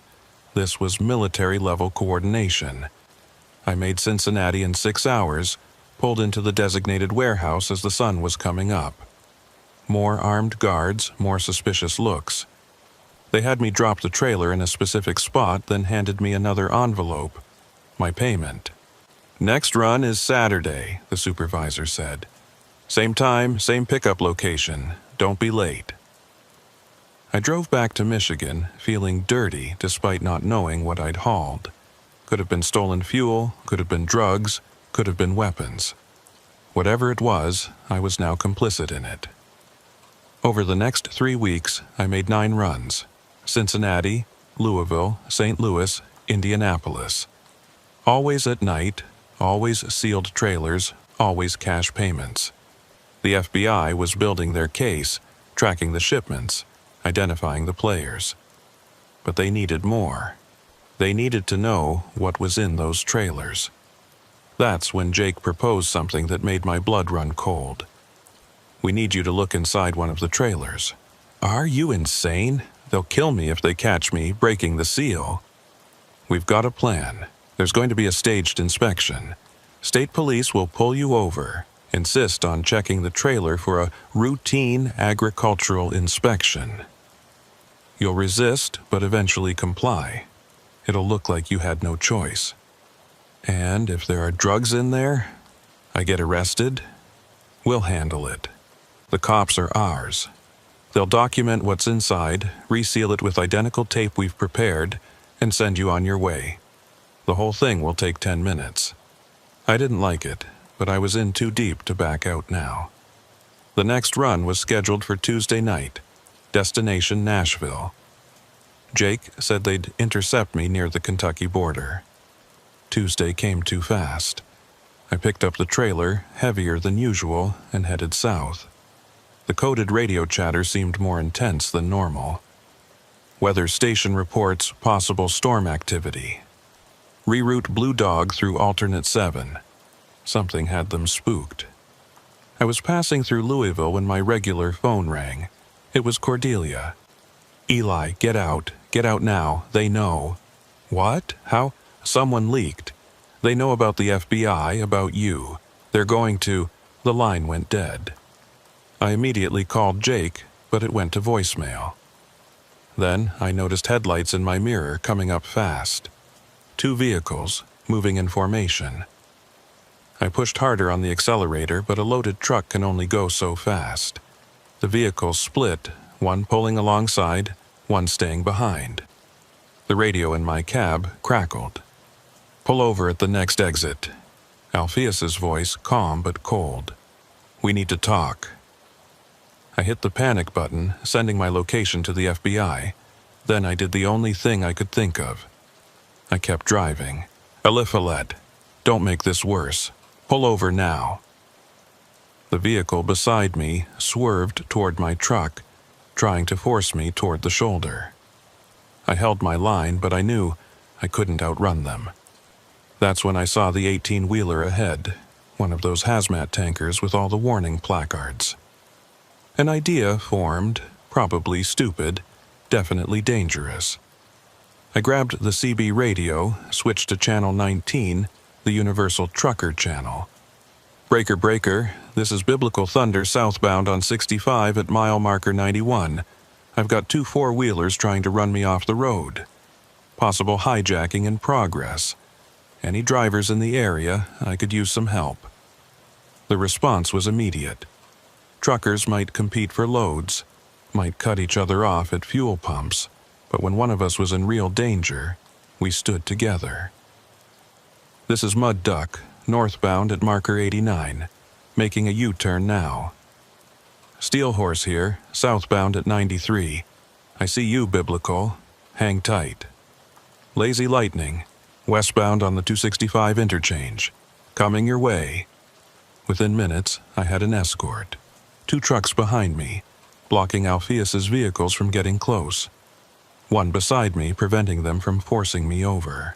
The hazmat tanker ahead slowed down, boxing us all into a rolling fortress at exactly 55 miles per hour. Alpheus's voice on the radio was furious. "You're making a mistake, Eliphalet. You can't run forever." But I didn't need forever.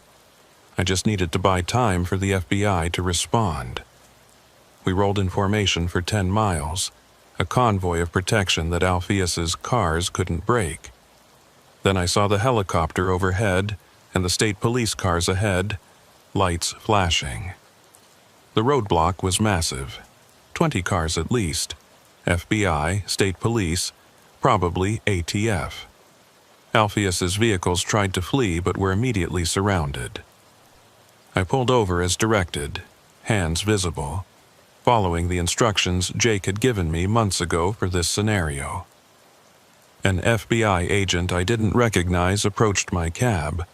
"Mr. Elafali, we need you to step out of the vehicle. You're safe now." But I wasn't safe. Not really. As they were arresting Alpheus and his crew, as they were opening the trailer to reveal not just stolen fuel but hundreds of kilos of synthetic opioids, I realized that this was just the beginning. Alpheus was middle management. The real players, the ones Cordelia had warned me about, were still out there.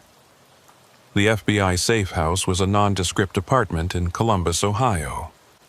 4th floor, 1 bedroom, windows that faced a brick wall.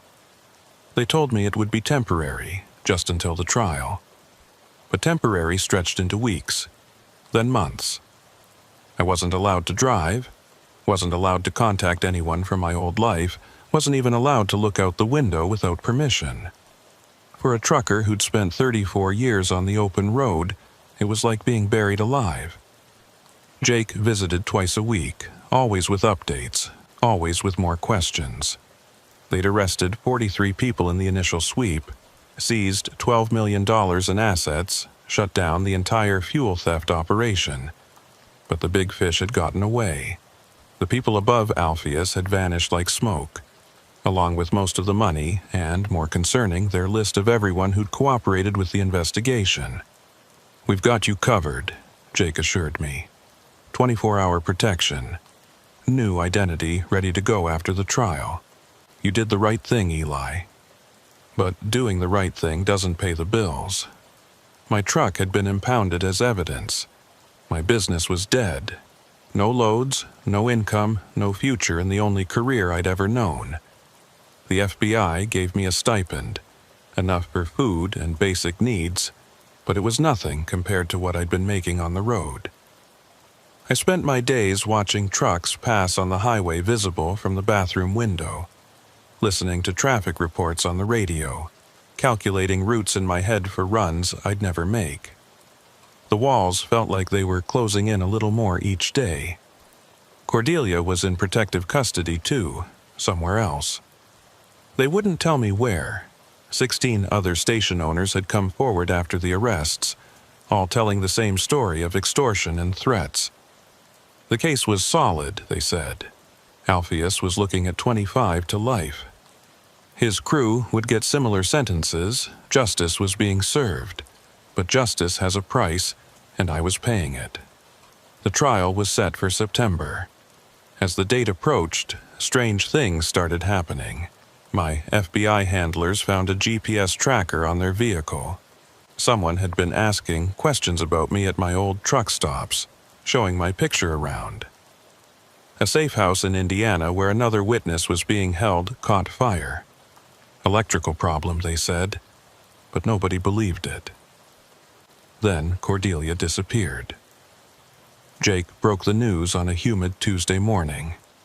She'd gone out for groceries, against protocol, but understandable after months of confinement, and never came back. Her car was found in a rest stop parking lot, doors open, her purse still on the seat. No blood, no signs of struggle, just gone. "We're moving you," Jake said. "Tonight. New location, new detail, everything changes." But that night, as I was packing my few possessions, the power went out. Not just the apartment, the whole block. My protection detail immediately went on alert, radios crackling with tension. Emergency lighting kicked in, casting everything in a sick green glow. That's when I heard it. A sound I'd recognize anywhere. The distinctive rumble of a diesel engine, specifically a Detroit Series 60. The same engine in my impounded truck. I looked out the window despite protocol and saw it.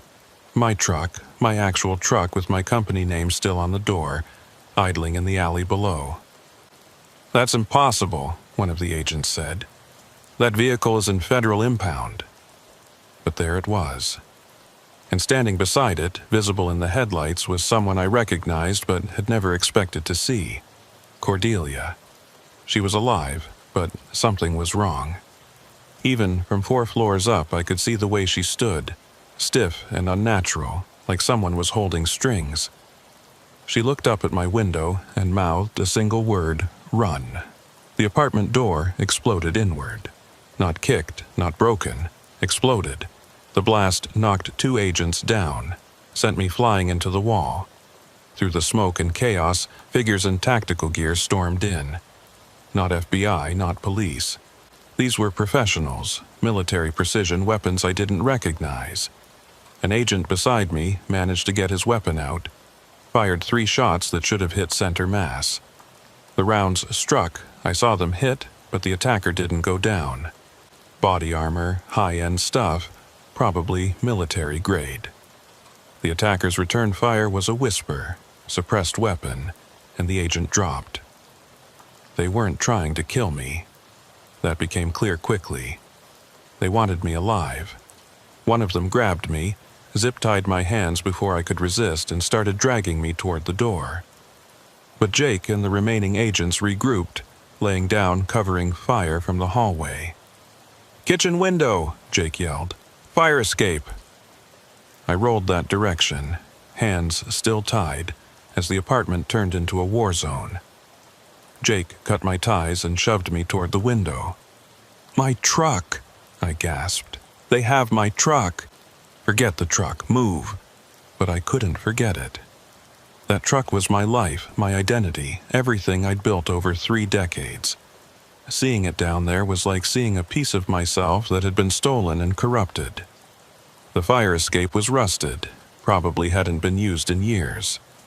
It groaned under our weight as we descended, Jake covering our retreat. We made it 2 floors before they started shooting from the window above. Rounds sparked off the metal, shattering windows, sending cascades of glass into the alley. That's when my truck roared to life properly, and I heard a voice over its CB radio, amplified through external speakers I'd installed years ago for yard communication. It was Alpheus. "Hello, Eliphalet. Did you really think federal custody would protect you? Did you think we wouldn't have people inside? Every agency, every department, we own someone. You cost us everything. Now we're returning the favor." The truck lurched forward, and Cordelia was still standing there, but now I could see the device strapped to her chest, the red lights blinking. They'd turned her into a weapon. "Choose," Alpheus's voice continued. "Come with us now, call off your testimony, and she lives. Keep running, and she dies. You have 30 seconds. Jake grabbed my arm. "It's a trap, we can't," but I was already moving, not toward them, but toward the truck, my truck. I knew every inch of that machine, every modification I'd made over the years, including the emergency fuel cutoff I'd installed after a close call with a fuel fire years ago. A hidden switch under the rear bumper that would immediately stop fuel flow to the engine. I sprinted across the alley, dove under the trailer just as shots rang out above. My fingers found the switch through muscle memory, flipped it. The engine coughed, sputtered, died. The electrical systems would stay on for a few minutes on battery power, but the truck wasn't going anywhere. In the confusion, Jake's backup finally arrived. Real FBI this time, dozens of them, surrounding the alley. The attackers tried to flee but found themselves trapped. The smart ones surrendered. The others didn't make it. Cordelia was rescued. The device on her was fake. Psychological warfare, nothing more. She'd been held in a warehouse, forced to participate by threats against her family. The trauma in her eyes was real, though. Whatever she'd seen, whatever they'd done to her in those missing days had broken something inside. They never found Alpheus. The voice had been a recording, triggered remotely. He was probably states away, maybe even out of the country. But they did find his inside man, a senior FBI administrator who'd been feeding them information for years, paid off with money from the fuel theft operation. The trial went ahead without me.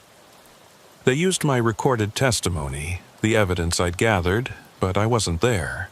I was already gone, relocated under witness protection to a place I can't name, with a name that isn't mine, doing work that isn't trucking. They gave me a new identity, a new history, even a new CDL under my new name. But I can't use it. Too risky, they say. Too many people in the trucking world know my face, my habits, my patterns. One slip, and they'd find me. So I worked in a warehouse, loading trucks instead of driving them. Watching other drivers head out on runs I used to make, routes I still dreamed about. The pay was terrible. The work was mindless, but I was alive. That's what Jake told me when he checked in every few months. I was alive, and the bad guys were in prison. Justice was served. But here's the thing about justice. It's not the same as getting your life back. Sometimes, late at night, I'd go to truck stops. Not to drive, just to be around the culture, the people, the machines. I'd sit in the restaurants listening to drivers complain about electronic logs and fuel prices, planning their routes on napkins, telling stories about close calls and weird loads. I wanted to join in, wanted to share my own stories, but I couldn't. My stories would get me killed. One night, about 6 months after the trial, I was at a Flying J near wherever I'm not supposed to say I am. It was 2 a.m., prime time for long-haul drivers to be taking their mandatory breaks. I was nursing my third cup of coffee when I heard a conversation at the next booth that made my blood freeze. You hear about that thing in Michigan, that fuel theft ring? Yeah, man, FBI shut it down, bunch of people went to prison. That's what they want you to think, but my cousin works at a truck stop near Kalamazoo. Says the same stuff is still happening, just more careful now. Different people running it, but same scam. No way. After all that heat? Think about it. How much money was involved? Millions per month? You think people just walk away from that? Nah, they just got smarter. Now they're using company drivers, ones who don't even know they're involved. Legit shipping companies whose dispatchers are on the take, routing trucks through specific stops, skimming fuel without the driver even knowing. I wanted to scream, wanted to tell them everything, warn them about the signs to look for. But I just paid for my coffee and left. I found a payphone. They still exist if you know where to look, and called Jake. It's starting again, I told him. The fuel theft. Different people, same operation. We know, he said after a pause. We're monitoring it, but without someone inside, without evidence. Send me in. Absolutely not. You're burned, Eli. Everyone in that world knows who you are now. Not everyone. And I know things, patterns, details that could help identify. No. You're done. You did your part, live your life. But what life? The warehouse job, the fake name, the constant looking over my shoulder. 3 weeks later, I did something stupid. I bought a truck, not under my real name, not with any connection to my old identity. Cash purchase from a private seller, older Freightliner that had seen better days but still ran solid. I registered it under a shell company I'd set up, got operating authority under a different name, even grew a beard and gained 30 pounds to change my appearance. I started running loads again. Not the routes I used to run, those were too dangerous, but other routes, southwest mostly, staying away from Michigan, Indiana, Ohio, places where nobody would recognize me. I was careful, paranoid even. Never stopped at the same place twice, never took the same route, always checked my truck for trackers. For 3 months it worked. I was driving again, feeling the road under 18 wheels, watching sunrises from the cab, living instead of just existing. I knew it was dangerous, knew it was stupid, but I couldn't help myself. Trucking wasn't just what I did, it was who I was. The mistake came in New Mexico. I'd taken a load of construction equipment to Albuquerque, was heading back east with a load of Chile peppers. Stopped at a truck stop near Santa Rosa for fuel. It was busy, dozens of trucks, should have been safe in the crowd. I was at the fuel island watching the numbers roll on the pump when I heard a voice behind me. Elifale. Not my new name. My real name. I turned slowly, hand moving to the knife I kept in my pocket now. It was Cordelia, but not the broken, traumatized Cordelia from the safe house. This was different, harder. Her eyes were clear, focused, dangerous. Hello, Eli. We need to talk. You're supposed to be in protection. I left, month ago. Couldn't stand it anymore, same as you apparently. She gestured at my truck. Nice rig. Bit of a downgrade from your old one. What do you want? Same thing you want. My life back, my business back, justice that actually means something. The people responsible are in prison. She laughed, bitter and sharp. The puppets are in prison. The real players, the ones who actually profited, they're still out there. Still running operations, still destroying lives.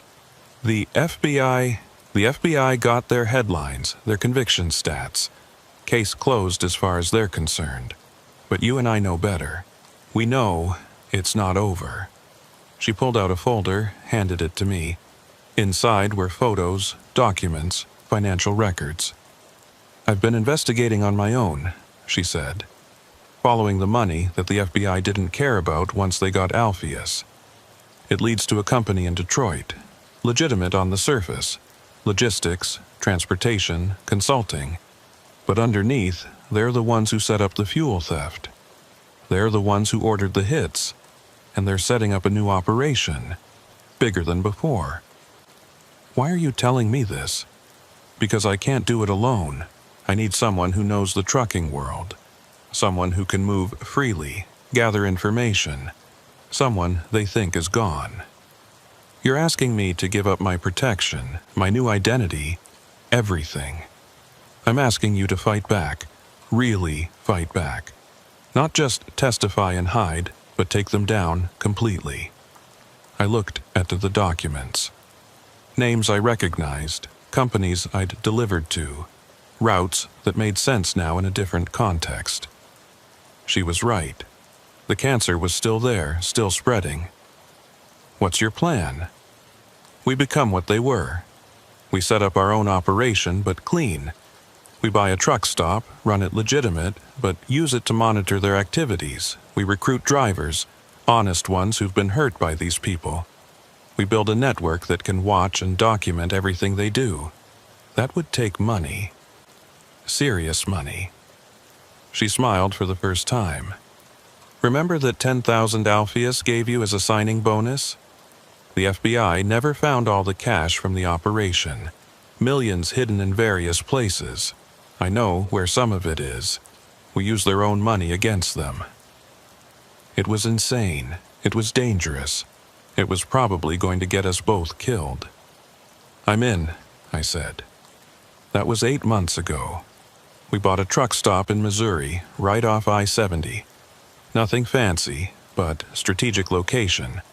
A crossroads where a lot of cargo moves through. We hired drivers who'd been victims of the theft ring, mechanics who'd been forced to modify pumps, office workers who'd been threatened into silence. All of us fugitives from witness protection, all of us with nothing left to lose. We called ourselves the Highway Underground. Dramatic name, but it fit. We monitored fuel purchases, tracked suspicious trucks, documented patterns. When we found evidence of new theft operations, we didn't go to the FBI. They'd just arrest us for violating our protection agreements. Instead, we went to the drivers. The truck stop we bought was called the Crossroads Haven. Previous owner had died of a heart attack. A real one, we verified. And his widow just wanted out. We paid cash, changed nothing about the exterior, kept all the original staff who wanted to stay. To anyone driving by, it looked exactly the same as it had for 20 years. But underneath, we were building something revolutionary. Every fuel pump had hidden cameras that captured license plates and dot numbers. Every transaction was logged and cross-referenced against databases we'd built of known theft operations.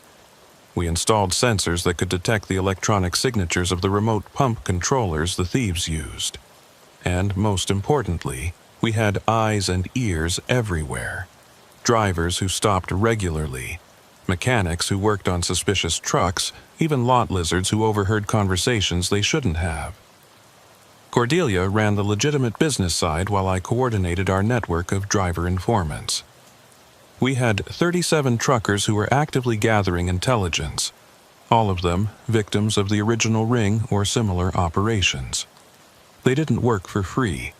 We paid them from the stolen money Cordelia had recovered, turning blood money into justice funds. The first breakthrough came 3 months after we opened. A driver named Big Tom, one of our informants, noticed something odd at a fuel stop in Detroit. Trucks were pulling in, connecting to the pumps, but not actually fueling. The displays showed gallons dispensed, credit cards were charged, but the trucks weren't getting heavier. The fuel was going somewhere else. I took a run up there myself, pulling a legitimate load of lumber to maintain my cover. The station was a massive plaza-style stop, dozens of pumps, hundreds of trucks daily. Perfect place to hide a theft operation in plain sight. I fueled up at different pumps over 2 days, measuring actual fuel received against what I was charged for. The scam was sophisticated. They were only skimming about 8%, small enough that most drivers wouldn't notice, but across hundreds of trucks, it added up to thousands of gallons daily. But this time, I didn't just document it. I followed the money. The station was owned by a company called Midwest Transit Solutions. They owned 14 truck stops across Michigan, Indiana, and Ohio. Their CEO was a man named Vincent Caruso, and a little digging showed he had connections to the same Detroit families Cordelia had mentioned. More interesting, his company had recently acquired 3 of the stations that had been shut down after the original FBI raid, buying them for pennies on the dollar. We needed more than suspicion. We needed proof. So I did something incredibly dangerous. I applied for a job with them, not as a driver, but as a fuel system maintenance technician. I'd learned enough about the modified pumps during the original investigation to fake expertise. Used a false identity that would stand up to a basic background check but not a deep dive. The interview was at their corporate office in Detroit, a gleaming tower that screamed legitimate business. Vincent Caruso interviewed me personally, which should have been my first warning. CEOs don't usually interview maintenance techs. He was exactly what you'd expect. Expensive suit, perfect teeth, eyes that never quite smiled even when his mouth did. "You have experience with our type of fuel systems?" he asked, sliding a technical diagram across the desk. I recognized it immediately. It was a blueprint for the remote-controlled pumps, but disguised as a standard maintenance schematic. If you didn't know what to look for, you'd miss it. "Yes, sir. Worked with similar systems in Kansas City." A lie, but a calculated one. He studied me for a long moment. "You look familiar. Have we met?" My blood went cold, but I kept my expression neutral. "Don't think so. I've got one of those faces." He made a note on his pad. "The job requires travel, all our locations, irregular hours. Sometimes you'll be working when the stations are closed. That a problem?" "No, sir. I'm single, no ties. Can work whenever you need." "Good. You'll be working under our head of maintenance, Mr. Alpheus." I almost reacted. Almost. Caught myself just in time, turned the shock into a cough. "Sorry, throat's dry. Did you say Alpheus?" "Yes. Wonderful employee. Recently promoted after some unfortunate legal troubles were resolved. Misunderstandings, all cleared up now." Alpheus was supposed to be in federal prison. But here was Caruso telling me he was not only free but working for them. Either Caruso was lying to test me, or something had gone very wrong with the federal case. I took the job. My first day was at a station in Dearborn. The legitimate staff treated me like any other maintenance worker, but there was an undercurrent of something else. Certain people watched me too carefully. Certain areas were off limits without explanation. And Alpheus was nowhere to be seen, though everyone acted like he might show up at any moment. The head mechanic, an older guy named Carl, took me under his wing, showed me the normal maintenance routines, the legitimate stuff. But on my third day, he took me to a restricted area behind the station. "Real work happens here," he said, unlocking a reinforced door. Inside was a control room that looked like something from a NASA facility. Monitors showing every pump at every station they owned, real-time fuel flow data, transaction logs, and, most telling, a second set of displays showing diverted inventory. "Every station has secondary tanks," Carl explained, probably thinking I already knew. "Computer controls the diversion rate based on traffic patterns, time of day, even weather. Maximize skim without triggering suspicion." "Sophisticated," I said, taking mental photos of everything. "Gets better. Watch this." He pulled up a screen showing truck locations, hundreds of dots moving across a map of the Midwest. Every truck that fuels at our stations gets tagged. GPS tracker attached to the undercarriage, magnetic, battery lasts about a month. We know where every load goes, which routes pay best, which companies move what product. Why track them? Carl gave me a look like I was slow.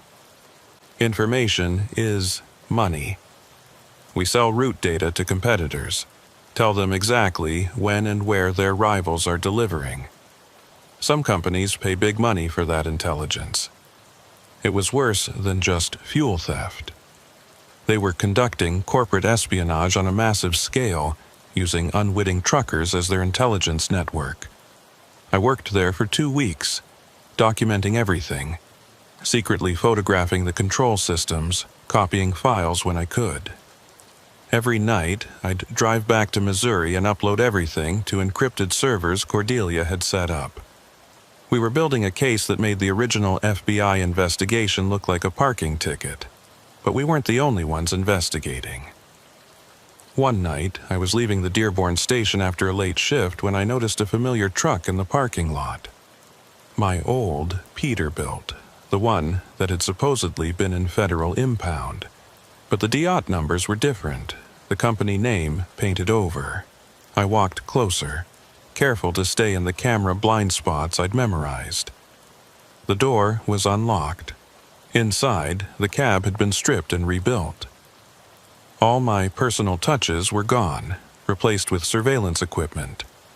Cameras, recording devices, satellite uplinks. This wasn't just my old truck, it was a mobile command center. Beautiful machine, isn't it? I spun around. Alpheus stood there, very much not in prison, holding a gun loosely at his side. "Hello, Eliphalet. Or should I say David?" Using my fake identity name. "Did you really think we wouldn't figure it out? Vincent knew who you were the moment you walked in. We've been watching you for months, ever since you and Cordelia started your little underground railroad. How are you not in prison?" "Prison?" He laughed. "I spent 3 weeks in federal custody before making bail. The trial? My lawyers got everything thrown out on technicalities, illegal search, compromised evidence chain, witness credibility issues.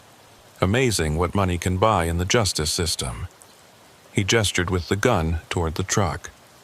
"Get in. We're going for a ride." I calculated my chances. The gun was a problem, but he was standing close, too close. I'd learned some things during my time in protection, things the FBI taught witnesses who might need to defend themselves. But before I could move, more figures emerged from the shadows. 4 men, all armed, all watching me with professional focus. "Don't be stupid," Alpheus said. "You're valuable alive. Dead, you're just another missing trucker." I got in the truck.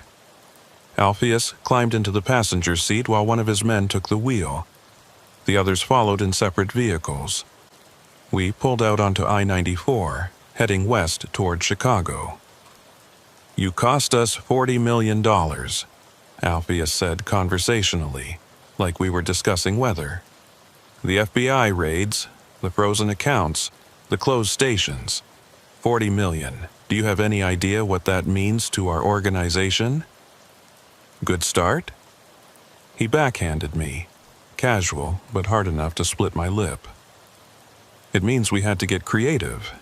The fuel theft was easy money, low risk. Now we're into harder things, more dangerous cargo, more violent partners." He pulled out a tablet, showed me a screen full of routing data. "Every truck you and Cordelia tagged, every driver in your network, we know them all. We've been feeding you information, letting you think you were winning." My blood went cold. We'd been compromised from the start. "Where's Cordelia?" "Safe. For now. She's actually quite talented. We've offered her a position running our Missouri operation. Your little truck stop would make an excellent addition to our network." "She'll never work for you." "No, we'll see. People change their minds when properly motivated." We were passing through Gary, Indiana when I saw them. 3 trucks running in formation, matching our speed exactly. I recognized the lead driver through his window, Big Tom from our network. Somehow they'd found us. Somehow they were tracking me. The CB radio in the truck crackled to life. "Breaker, breaker. This is the cavalry. Biblical thunder, you copy?" My old handle. Tom knew I was in this truck. I lunged for the radio, but Alpheus grabbed my wrist. "Don't," he warned. But I could see uncertainty in his eyes. He hadn't expected this. More trucks appeared, 4, 5, 6, all matching speed, boxing us in. The driver of my truck started sweating, looking for an exit, but the truckers had us locked in tight. "State police ahead," someone said over the radio. "Roadblock at mile marker 74. All trucks be advised." But it wasn't a normal roadblock. As we came over a rise, I could see dozens of police cars, but also news vans, helicopters overhead. This was a major operation, and we were driving right into it. Alpheus grabbed the radio. "All units abort. Scatter pattern Delta." But his chase vehicles couldn't get through the wall of trucks surrounding us. We were trapped, being herded directly into the police checkpoint. Alpheus turned to me, gun raised. "You set this up?" "No," I said honestly, "but my friends did." The truck lurched as the driver tried to brake, but Big Tom's truck bumped us from behind, keeping us moving forward. The police vehicles ahead turned on their lights, officers taking positions behind their cars. This was going to end one of 2 ways, and neither was good for Alpheus. He made a decision. "Stop the truck." The driver pulled over, still a quarter mile from the roadblock. Alpheus grabbed me, gun to my head, and forced me out of the cab. The other truckers stopped too, forming a semicircle around us. I could see faces I recognized, drivers from our network, but also others, strangers who'd joined the convoy. "Back off!" Alpheus shouted. "Everyone back off, or he dies!" That's when Cordelia's voice came over the CB, broadcast through someone's external speakers. "Alpheus, this is Cordelia. You're surrounded by 47 trucks and half the Indiana State Police. FBI is en route. It's over. I've got a Lifolet. And we've got video evidence of you kidnapping him, transmitted live to every news station in the Midwest. You're on national television right now. Smile for the cameras." I could see the news helicopters circling overhead, cameras pointed directly at us. Alpheus's hand was shaking now, the gun wavering. "Let him go," Cordelia continued. "You're already going to prison. Don't add murder charges." "I'm not going back to prison," Alpheus said. and I heard the desperation in his voice. "I'll die first. That's your choice. But Eli doesn't have to die with you." The standoff lasted 10 more minutes. Alpheus rambling about respect, about honor among thieves, about how we'd destroyed something beautiful. The police moved closer, inch by inch, while the truckers held their ground. Finally, a police negotiator took over from Cordelia, talking in calm, measured tones about surrender procedures, about how this could end peacefully. It was the news helicopters that finally broke him. One swooped low, the downdraft from its rotors kicking up dust and debris. Alpheus flinched, his grip loosening for just a second. That's all I needed. I dropped, twisted, and ran. Not toward the police, but toward the nearest truck. Big Tom's truck. Alpheus fired twice. The first shot went wide. The second caught me in the shoulder, spinning me around. But momentum carried me forward, and Tom pulled me up into his cab as more shots rang out. The police returned fire, and Alpheus went down. I don't remember much after that. EMTs, ambulances, lots of questions from lots of badges. Surgery to remove the bullet, which had thankfully missed anything vital. When I woke up properly, Jake was sitting beside my hospital bed. "You're an idiot," he said. "You violated witness protection, conducted illegal surveillance, interfered with an ongoing federal investigation, and nearly got yourself killed. Good to see you, too.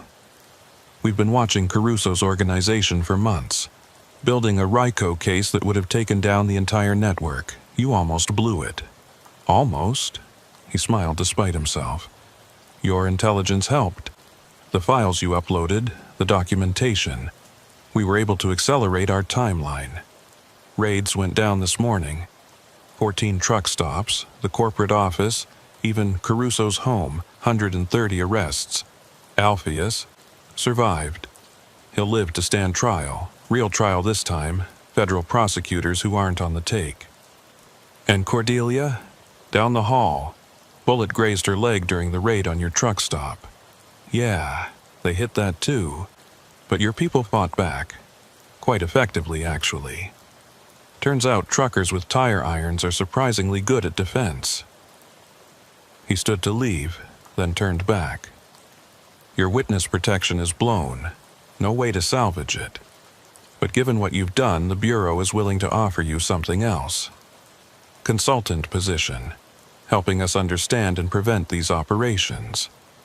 Decent pay, real identity, ability to drive again. I just want my truck back. My real truck. The Peterbilt, it's evidence now, but when the case is over," he shrugged. "We'll see what we can do." The trials took 2 years. Vincent Caruso got life without parole. Turns out the fuel theft was just the tip of his criminal iceberg. Alpheus got 40 years, eligible for parole in 20 if he behaves. Dozens of others got various sentences. The fuel theft ring was completely dismantled, this time for real. Cordelia and I kept the truck stop, renamed it Haven's Rest, and run it completely legitimate now. We still help drivers who've been wronged, still gather information about criminal operations, but now we pass it directly to law enforcement. We're officially FBI consultants, which provides some protection and a steady income. I got my truck back eventually. Had to completely rebuild it. They'd destroyed it, converting it to surveillance, but the frame was still good, the engine still solid. Cost me everything I'd saved, but it was worth it. First time I fired it up, heard that Detroit Series 60 rumble, I actually cried. I'm back on the road now.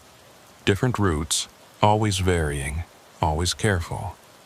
I know there are still people out there who'd like to see me dead. Family members of those we put away, competitors who lost money, corrupt cops who lost income. But I refuse to live in fear. The road is my home, always has been, always will be. Sometimes I stop at truck stops and talk to young drivers. the ones just starting out. I tell them to watch their fuel gauges, check their receipts, trust their instincts when something feels wrong. Most think I'm just a paranoid old-timer, but occasionally one will lean in and ask, "Are you him? Are you Biblical Thunder, the one who broke up the ring?" I never confirm it, but I don't deny it either. The truth is, the fight never really ends. For every operation we shut down, another starts up. Different people, same greed.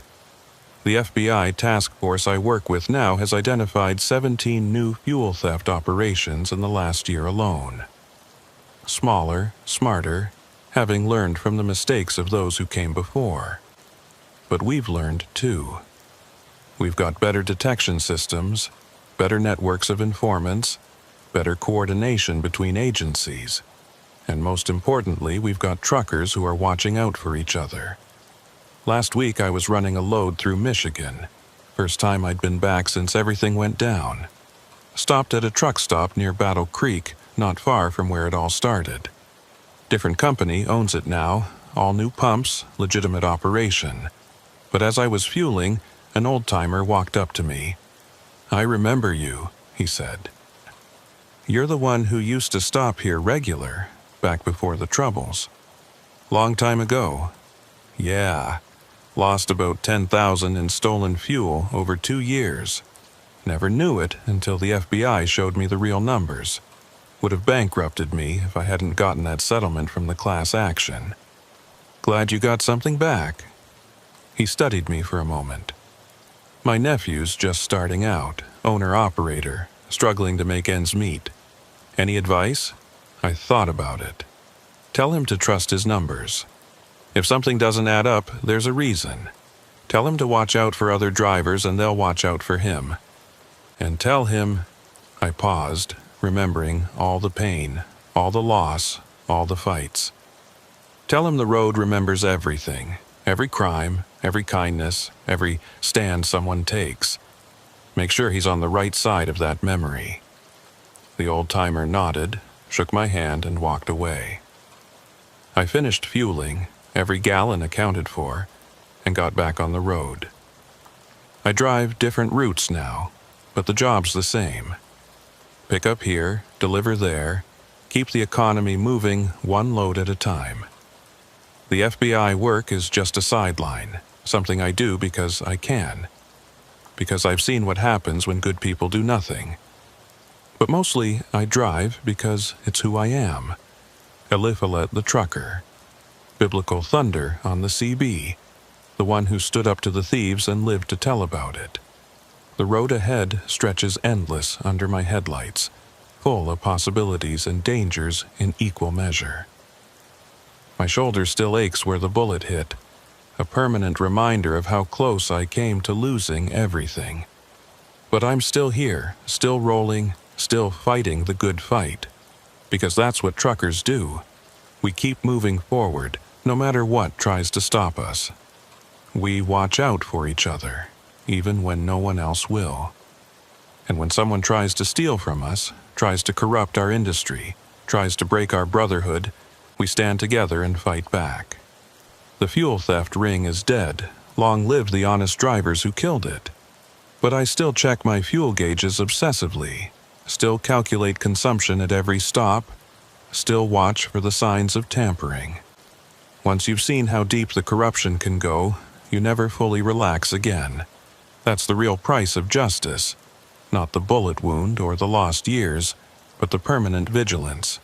The knowledge that evil doesn't disappear. It just changes shape and tries again. My phone buzzes. Jake, with intel about a new operation running through Illinois. Fake weigh stations that overcharge permits, then offer to fix the problem for cash. Small time compared to what we faced, but crime is crime. I programmed the GPS for Chicago, already planning my approach. I'll need to recruit some local drivers, set up surveillance, build a pattern of evidence. The same work, different day. As I merge onto the interstate, the CB comes alive with chatter. Weather reports, traffic updates, drivers warning each other about speed traps and construction zones. The brotherhood of the road, alive and well, protecting its own. "Biblical thunder, you out there?" Big Tom's voice cuts through the noise. 10-4, Big Tom, rolling westbound. Heard there might be some weather in Illinois. The kind that affects fuel prices, if you know what I mean. He's heard about the new operation, too. Word travels fast among truckers. "Copy that. Might have to stop and check the forecast. Got your back if you need it. Cavalry's always ready." "Appreciate it, brother." The sun sets behind me as I drive toward another fight. Another chance to protect the drivers who just want to make an honest living. Cordelia calls to update me on something suspicious at a competitor's truck stop. 3 other drivers check in with intelligence they've gathered. The network is strong, growing stronger every day. This is my life now. Part trucker, part investigator, full-time guardian of the road. It's dangerous, exhausting, and probably will get me killed eventually. But it's also necessary. Someone has to stand watch. Someone has to fight back. Someone has to remember. And until my last mile, that someone is me. The road stretches on, and I follow it into the darkness, ready for whatever comes next. Because I'm a trucker, and truckers never quit. The name's Phineas, and before you ask, yes, it's my real name. My grandfather was Phineas, his grandfather was Phineas, and somewhere back in the family tree there's probably a whole line of us stretching back to when people thought naming your kid after biblical figures would guarantee them a righteous life.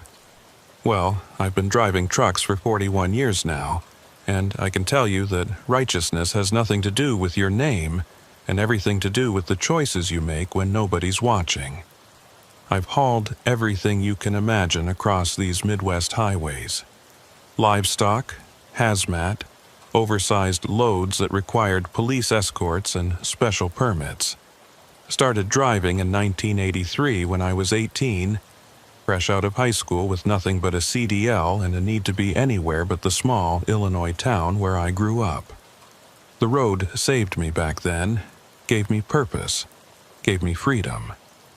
But what happened last September on that empty stretch of Highway 30 in Ohio, that's when I learned that sometimes the road takes as much as it gives. I was running a dedicated route for a furniture manufacturer, hauling completed orders from their factory in Indiana to distribution centers across the Midwest. Good money, predictable schedule, home most weekends. After 4 decades of irregular runs and uncertain income, it was nice to have stability. My dispatcher, a woman named Sophronia who'd been in the business almost as long as me, kept me busy but never pushed too hard. She understood that us older drivers knew our limits, knew when to push through and when to pull over. It was a Thursday evening, around 8 p.m. when I first saw the truck. I was eastbound on US 30, about 50 miles west of Mansfield, Ohio. That stretch of highway is mostly farmland, corn and soybeans as far as you can see during the day. But at night it's just darkness punctuated by the occasional farmhouse light. The moon was new that night, making everything beyond my headlights invisible. The truck was on the shoulder, hazard lights still blinking weakly. A Kenworth W900, older model, probably mid-90s from the look of it. Blue cab with custom striping, though the paint was faded and dirty. No trailer attached, just the tractor sitting there alone. As I passed, my headlights swept across the cab and I could see the driver's door hanging open. Now, you see abandoned vehicles on the highway all the time. Breakdowns, accidents, drivers who walk to get help. Usually, there's nothing sinister about it. But something about this truck made me ease off the accelerator. Maybe it was the way the door hung open, like someone had left in a hurry. Maybe it was the fact that the hazards were still on, meaning the battery hadn't died yet, so it couldn't have been there too long. Or maybe it was just 41 years of instinct telling me something was wrong. I picked up my CB, switched to channel 19. Breaker, breaker. This is Midwest Thunder eastbound on 30 near mile marker 147. Anybody know about that blue Kenworth on the shoulder? Static for a moment, then a voice. This is Night Rider, westbound at 145. Saw that truck there this morning when I was heading east. Hasn't moved all day. All day, with the door open and hazards still running. That wasn't right. I should have just called it in to the state police and kept driving. Should have minded my own business. But I've always had this problem with leaving things alone when they don't feel right. So I slowed down, found a wide spot about a quarter mile ahead, and carefully turned my rig around. I pulled up behind the abandoned truck, positioning my headlights to illuminate it fully. Left my engine running, grabbed my flashlight and my phone.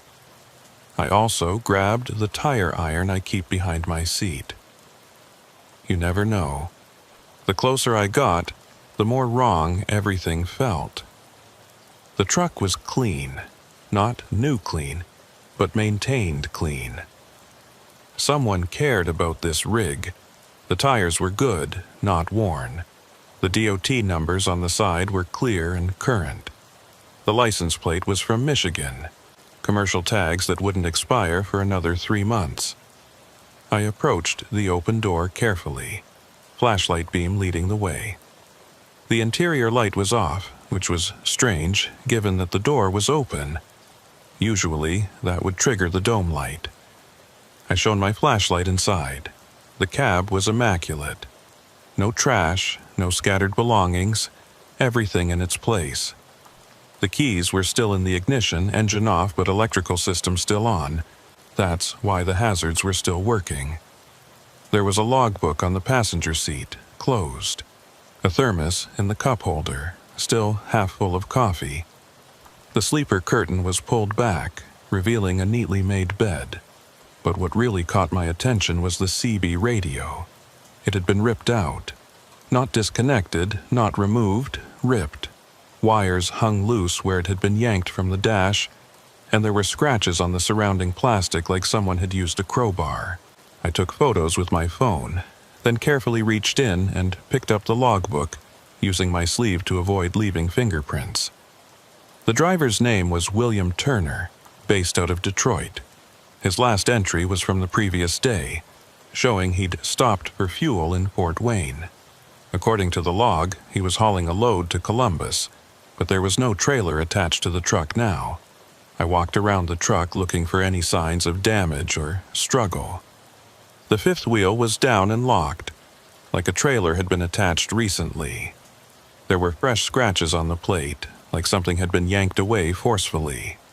The glad hands, the air and electrical connections for the trailer, were damaged, torn rather than disconnected properly. That's when I noticed the smell. Diesel fuel, but not from the truck's tanks. I followed my nose to a patch of grass behind the truck. The ground was soaked with fuel, probably 50 gallons or more. Like someone had deliberately drained a tank. But the truck's fuel tanks were intact and, from what I could tell by knocking on them, still mostly full. I was so focused on the fuel smell that I almost missed the other thing. Tire tracks in the grass, big ones, leading from where the trailer should have been attached, across the shoulder and into the field beyond. Deep tracks, like whatever made them was heavy. I followed them with my flashlight beam as far as I could see, but they disappeared into the darkness of the cornfield. I called Sophronia. Even though it was late, I knew she'd answer. She always did. Phineas, everything okay? You're showing stopped on GPS. I'm fine, but I found something. Abandoned truck, driver missing. Looks like the trailer was taken, maybe hijacked. Jesus, you call the police? About to. But Sophie, can you run a check on a driver named William Turner out of Detroit? DOT number 2847293. I heard her typing. Give me a minute. Okay, William Turner. Turner Logistics LLC. Single truck operation based in Detroit. Clean record, no violations. Oh, what? He's flagged as missing. His company, which is just him, apparently reported him and his load missing yesterday. He was hauling, medical equipment, diagnostic machines, the expensive kind. Total value over $3 million. $3 million. That explained the hijacking, but not the abandoned truck or the ripped-out CB. Sophie, I'm going to call the police, but can you check if there have been any other similar incidents? Abandoned trucks, stolen medical equipment, anything like that? Already ahead of you, there were 2 others in the past month. One in Indiana, one in Illinois. Same MO, truck abandoned, trailer missing, CB radio destroyed. A pattern. This wasn't random. I called 911, reported what I'd found. The dispatcher said units were on the way, told me to wait in my truck and not touch anything else. But while I was waiting, I couldn't stop thinking about those tire tracks leading into the cornfield. Why take the trailer that way, instead of just driving it down the highway? 20 minutes later, 2 state police cruisers showed up, followed by a detective in an unmarked car. The detective, a tired-looking man named Morrison, took my statement while the uniform secured the scene. "You said the tire tracks led into the field?" he asked. "Yes, sir. Deep ones, like the trailer was full." He nodded, made a note. "We've been tracking these hijackings. This is the 4th one. The others, we found the trailers eventually. Empty, abandoned in rural areas. Whatever they're stealing, they're moving it fast." "What about the drivers?" Morrison's expression darkened. 2 turned up. One was found wandering a truck stop 3 days later, confused, claiming memory loss. The other... He paused. The other was found dead in a ditch 50 miles from where his truck was abandoned. Heart attack, the coroner said, but he was 35 and healthy. "And the 3rd driver? Still missing. That's Turner, the one whose truck you found." A chill ran down my spine. $3 million in medical equipment was worth killing for, but this felt like more than just theft. "Detective, why destroy the CB radios?" "We think it's to prevent the drivers from calling for help immediately. But it's strange. Most would just take the whole truck or disable it completely. This is specific." I gave him my contact information, then got back in my truck. But I couldn't shake the feeling that I was missing something. As I pulled away, I took one last look at the abandoned Kenworth in my mirrors. The hazard lights had finally died, leaving it as just a dark shape against the darker night. I made my delivery in Columbus the next morning, but my mind wasn't on the job. I kept thinking about William Turner, about those tire tracks, about the pattern Morrison had described. After I got unloaded, instead of heading back immediately, I drove to the truck stop where the first hijacking had happened. It was a small place off I-70, the kind of independent stop that was barely hanging on against the big chains. The manager, an older woman named Ruth, remembered the incident. "Happened right there," she said, pointing to the far corner of the lot. "Driver came in around midnight, said he was taking his break. Next morning, truck was still there, but he was gone. Door open, just like you described, trailer missing. Did he seem normal when he came in?" She thought about it. "Now that you mention it, he seemed nervous. Kept looking over his shoulder. Bought 3 cups of coffee like he was planning to drive all night despite saying he was taking a break." "Did he mention anyone following him? Any problems?" "No, but..." She hesitated. "This is probably nothing, but there was another driver that night. Local guy, Silas something. He was asking questions about trucks hauling medical supplies. Said he worked for a logistics company doing market research. But something about him felt off." "Off how?" "He knew too much. Specific questions about routes, security protocols, which companies were hauling what. And he had this way of watching people without seeming to watch them, you know?" I knew exactly what she meant. In 41 years of truck stops, you learn to spot the ones who don't belong. Is this Silas a regular here? Used to be. Haven't seen him since that night. But he wasn't a real trucker, I don't think. His hands were too clean, no calluses. And his truck? She paused, thinking. His truck was too perfect. Older model, but pristine, like it was restored rather than maintained. I thanked Ruth and bought a cup of coffee. Sat in my truck thinking. A fake trucker asking about medical shipments, hijackings that followed a pattern, drivers who ended up dead or with convenient memory loss. This wasn't just theft. This was organized, planned, professional. I called Sophronia again. Sophie, I need you to do me a favor. Check if there have been any unusual patterns in medical equipment shipments lately. Delays, route changes, anything. Phineas, what are you getting yourself into? Maybe nothing, maybe something. Just check, please. She sighed. Fine, but you be careful. This sounds like the kind of trouble that gets drivers hurt.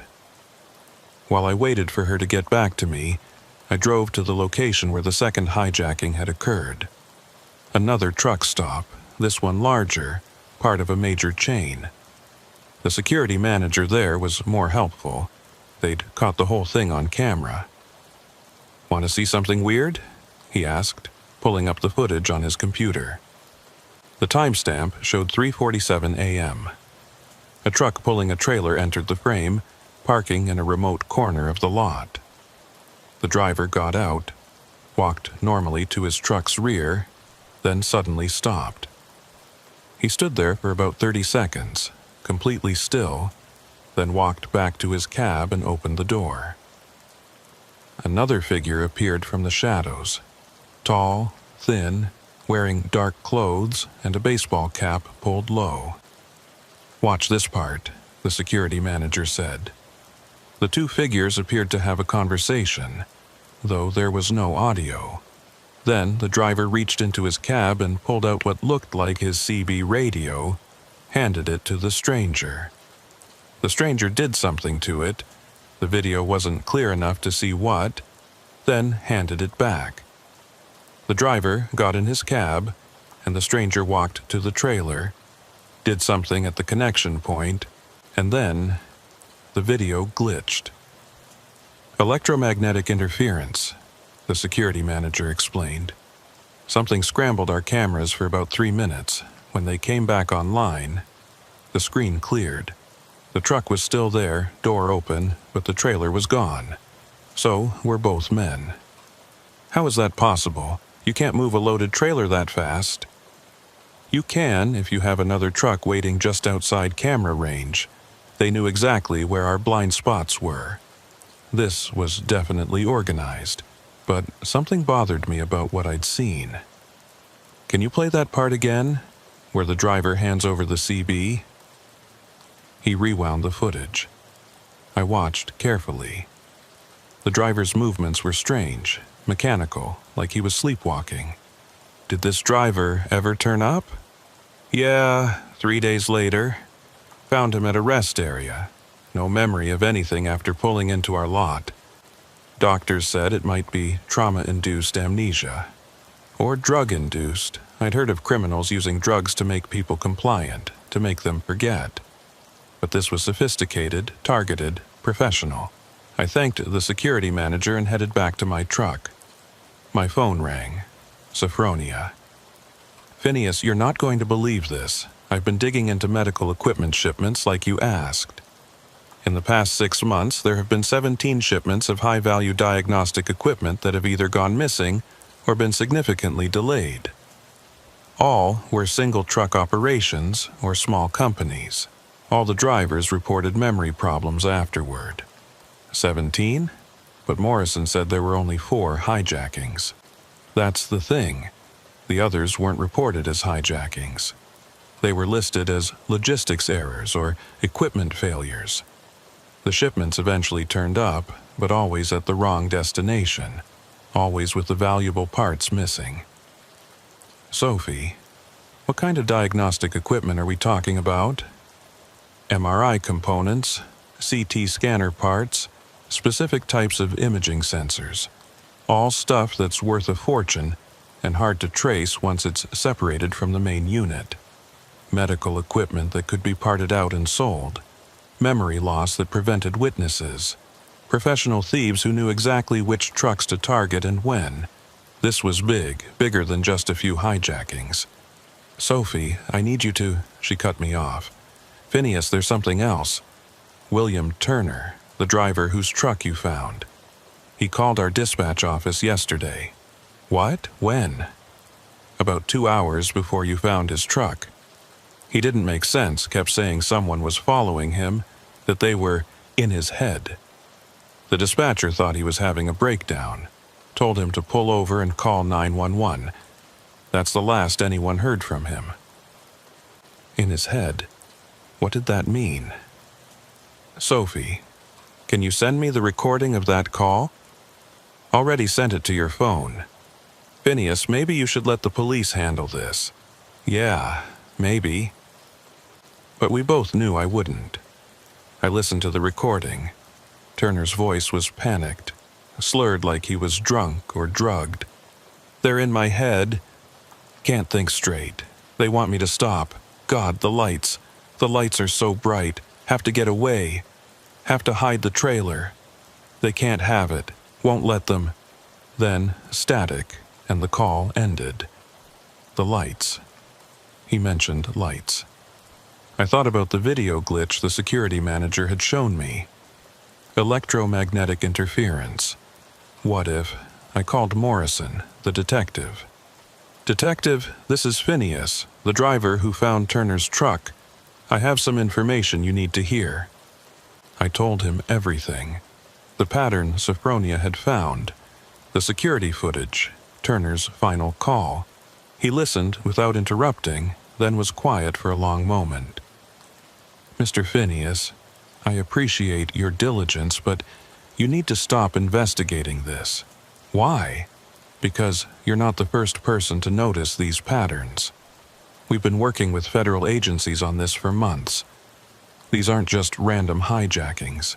There's an organization involved, one that has resources and reach we're still trying to understand. Federal agencies, FBI, among others. Look, I can't say more, but please, for your own safety, stay away from this. We've already lost 2 drivers who got too curious. Lost. Not died, lost. Detective, is William Turner dead? A pause. We haven't found a body. That wasn't an answer.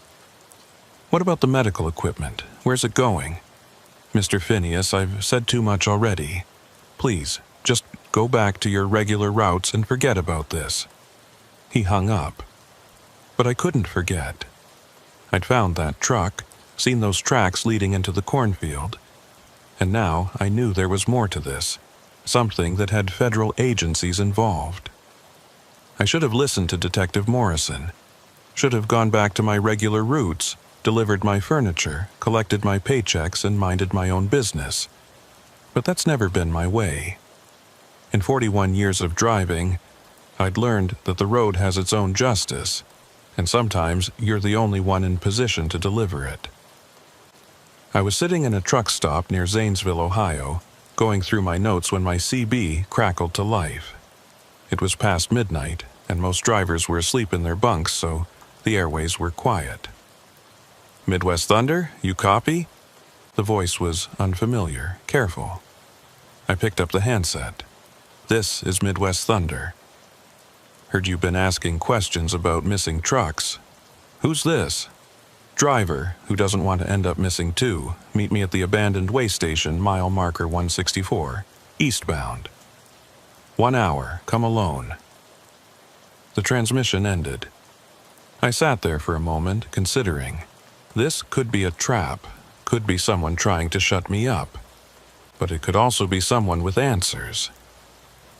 I fired up my truck and headed out. The abandoned way station was a relic from the 1970s, closed for a decade but still standing. Truckers sometimes used it as an unofficial rest area, but at this hour it would be deserted. Or so I thought. When I pulled in, there were 2 trucks already there. One was a beat-up Freightliner with Kentucky plates. The other made my blood run cold. It was pristine, older model Peterbilt, restored to perfection, just like Ruth had described. Silas. I parked strategically, keeping my exit clear, engine running. A figure emerged from the Freightliner, a younger driver, maybe 30, nervous as a cat in a dog pound. He walked over to my truck, and I rolled down the window. "You're Phineas?" "Yeah, you called me out here." "Name's Marcus. I drive for a small medical supply company. Been doing it for 5 years, never had any trouble until last month." He glanced at the Peterbilt. "That guy, Silas, he approached me at a fuel stop. Said he was recruiting drivers for special runs. High pay, cash only, medical equipment transport. You take the job?" "Almost did. Money was too good, 5 times the normal rate. But something felt wrong. He asked too many questions about my regular routes, which hospitals I delivered to, security procedures. Then he said something that scared me off." "What?" "He said I wouldn't remember the special runs. Said it was part of the security protocol, that they had ways to make sure drivers couldn't reveal routes or customers even if they wanted to. Called it operational amnesia." Operational amnesia. That explained the memory loss. "Why are you telling me this?" Marcus shifted nervously. "Because a week after I turned him down, my buddy took a similar job. Not from Silas directly, but same deal. Special medical run, high pay. He left with a full load 10 days ago. His truck was found yesterday, abandoned just like you described. He's in the hospital now, no memory of the past 2 weeks. Which hospital?" "Columbus General, but here's the thing. The doctors say he has trace amounts of something in his blood.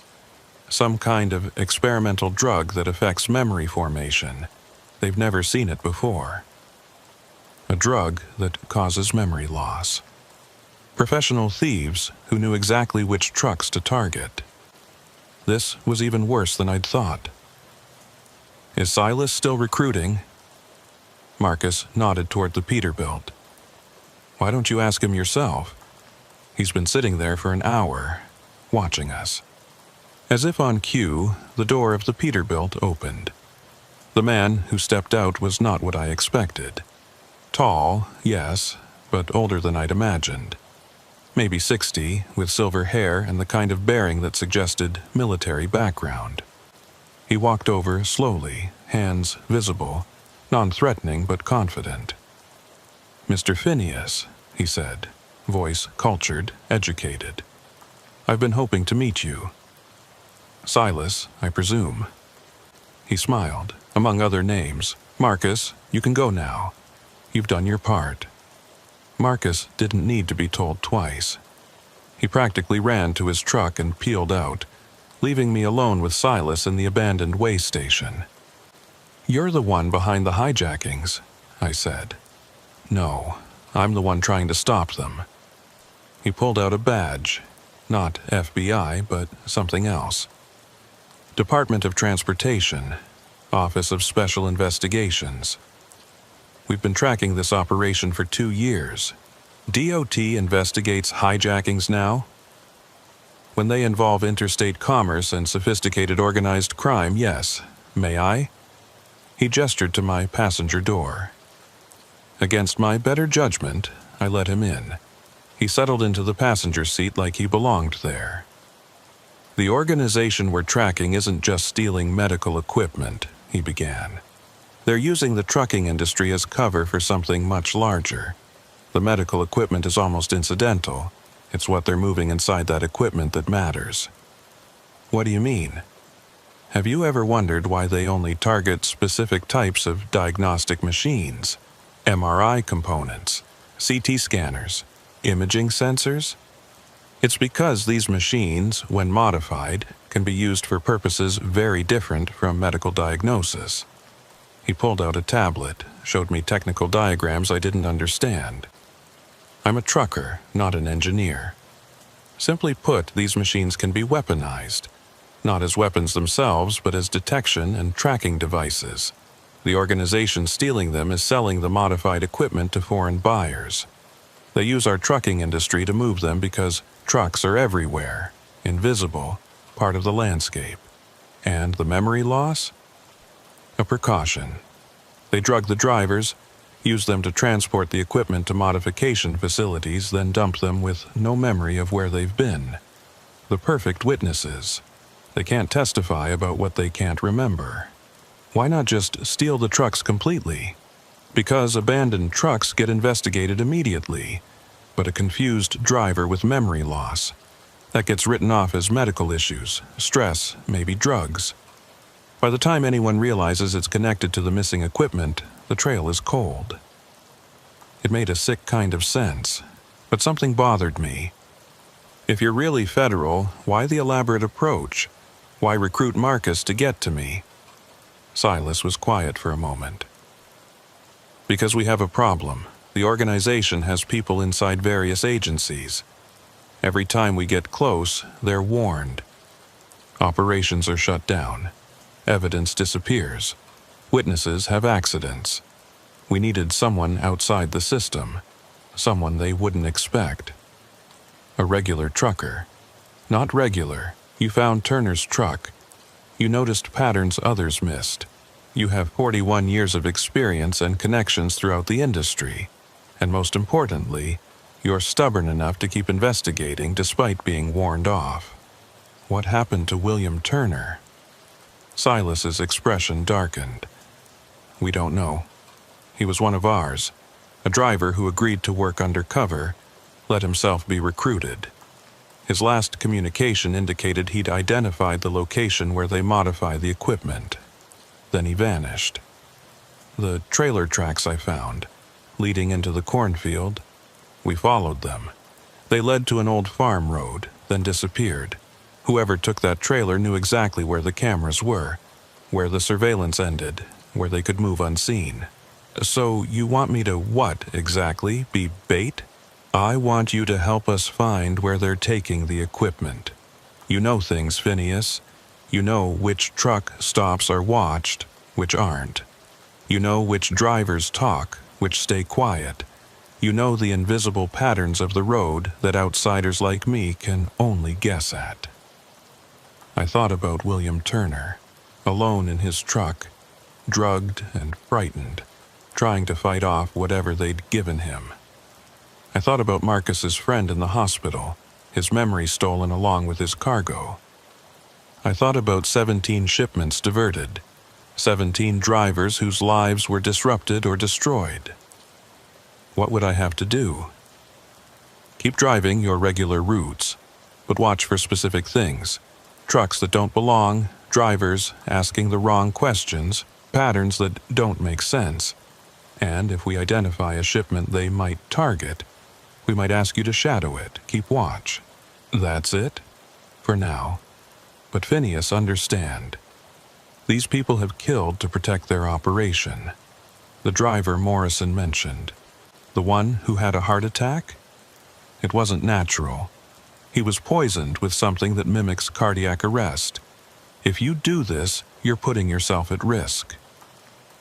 I'd been at risk the moment I stopped to investigate Turner's truck. Maybe even before that, the moment I started asking questions. I'm in. Silas nodded, pulled out a phone. Not a regular phone, something specialized. This is encrypted, untraceable. My number is the only one programmed. You see something, you call, day or night. He got out of my truck, then turned back. One more thing. Your dispatcher, Sophronia, how well do you know her? Sophie? I've known her 15 years. She's solid. Maybe, but she has access to shipping manifests, routes, schedules. The organization needs inside information to know which trucks to target. Someone in her position would be valuable to them.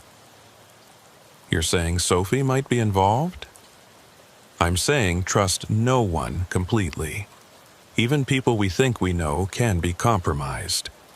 He walked back to his Peterbilt, and I watched him drive away. The encrypted phone sat heavy in my pocket. I'd just agreed to become an informant, a spy in my own industry. After 41 years of straightforward hauling, I was now playing a game I didn't fully understand. I drove back to the truck stop, but couldn't sleep. Instead, I pulled out my laptop and started researching. If diagnostic equipment could be weaponized, there would be traces online. Academic papers, defense contractor reports, something. What I found chilled me. MRI machines, when modified, could be used to detect specific materials through shipping containers. Nuclear materials, chemical weapons, biological agents. CT scanner components could be repurposed for advanced surveillance systems. Imaging sensors from medical equipment were almost identical to those used in military drones. Someone was building detection systems from stolen medical equipment, systems that could see through walls, identify specific substances, track targets with precision, and they were using American truckers to move the pieces. My regular phone rang. Sophronia. "Phineas, where are you? You were supposed to pick up a load 2 hours ago." I'd completely forgotten about my regular run. "Sorry, Sophie. Got delayed. I'll head there now." "Everything okay? You sound different." Did I? Was I already giving myself away? "Just tired. Been a long week." "Well, get some rest after this run. I've got you scheduled light for the next few days." "Thanks, Sophie." "Oh, and Phineas. Be careful out there. I heard about another abandoned truck, this one near Akron. Driver's missing. It's getting dangerous." Another one. That made 5 that I knew about. "Any details?" "Not much. Driver named Coleman, independent operator. Was hauling, guess what? Medical equipment. Diagnostic machines for a hospital in Pittsburgh." "When did this happen?" "Yesterday, but they just found the truck this morning. Phineas, maybe you should stick to furniture for a while. This medical equipment seems cursed." "Or targeted." "Yeah, maybe you're right." I hung up and immediately called Silas on the encrypted phone. "There's been another hijacking. Driver named Coleman, near Akron. We know. We're at the scene now. The truck was abandoned at a rest area, but we found something interesting.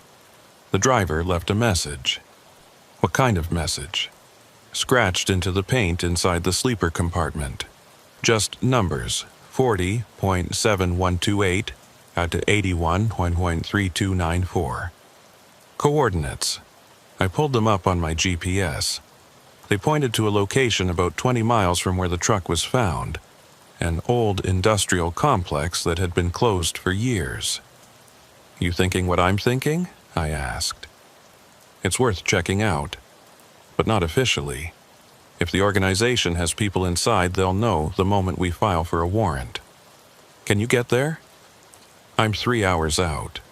But Silas, if Coleman managed to leave coordinates, maybe he fought off whatever they gave him. Maybe he's still alive. That's what we're hoping. But Phineas, don't go alone. These people are dangerous. I'll find backup." I hung up and thought about who I could trust. Then I picked up my CB. Breaker, this is Midwest Thunder. Looking for any drivers near Akron who remember the old code. The old code was something from decades ago, when truckers would band together to help each other against hijackers and thieves. Most modern drivers didn't even know about it, but some of us old-timers remembered. 3 responses came back immediately. "This is Steel Horse, northbound on 77. I remember. Gray Ghost here, eating at the Iron Skillet. I'm in. Roadmaster, just delivered in Canton. What's the play?" I smiled. The Brotherhood still existed, even if it had been dormant for years. "Meet at the pilot off exit 234. We've got a driver in trouble." Within an hour, 4 trucks were gathered at the pilot. The drivers were all veterans. The youngest had been driving for 20 years. I explained the situation, leaving out the federal investigation but telling them about the hijackings, the missing drivers, the coordinates Coleman had left. "So we're going to check out an abandoned industrial complex that might be full of criminals?"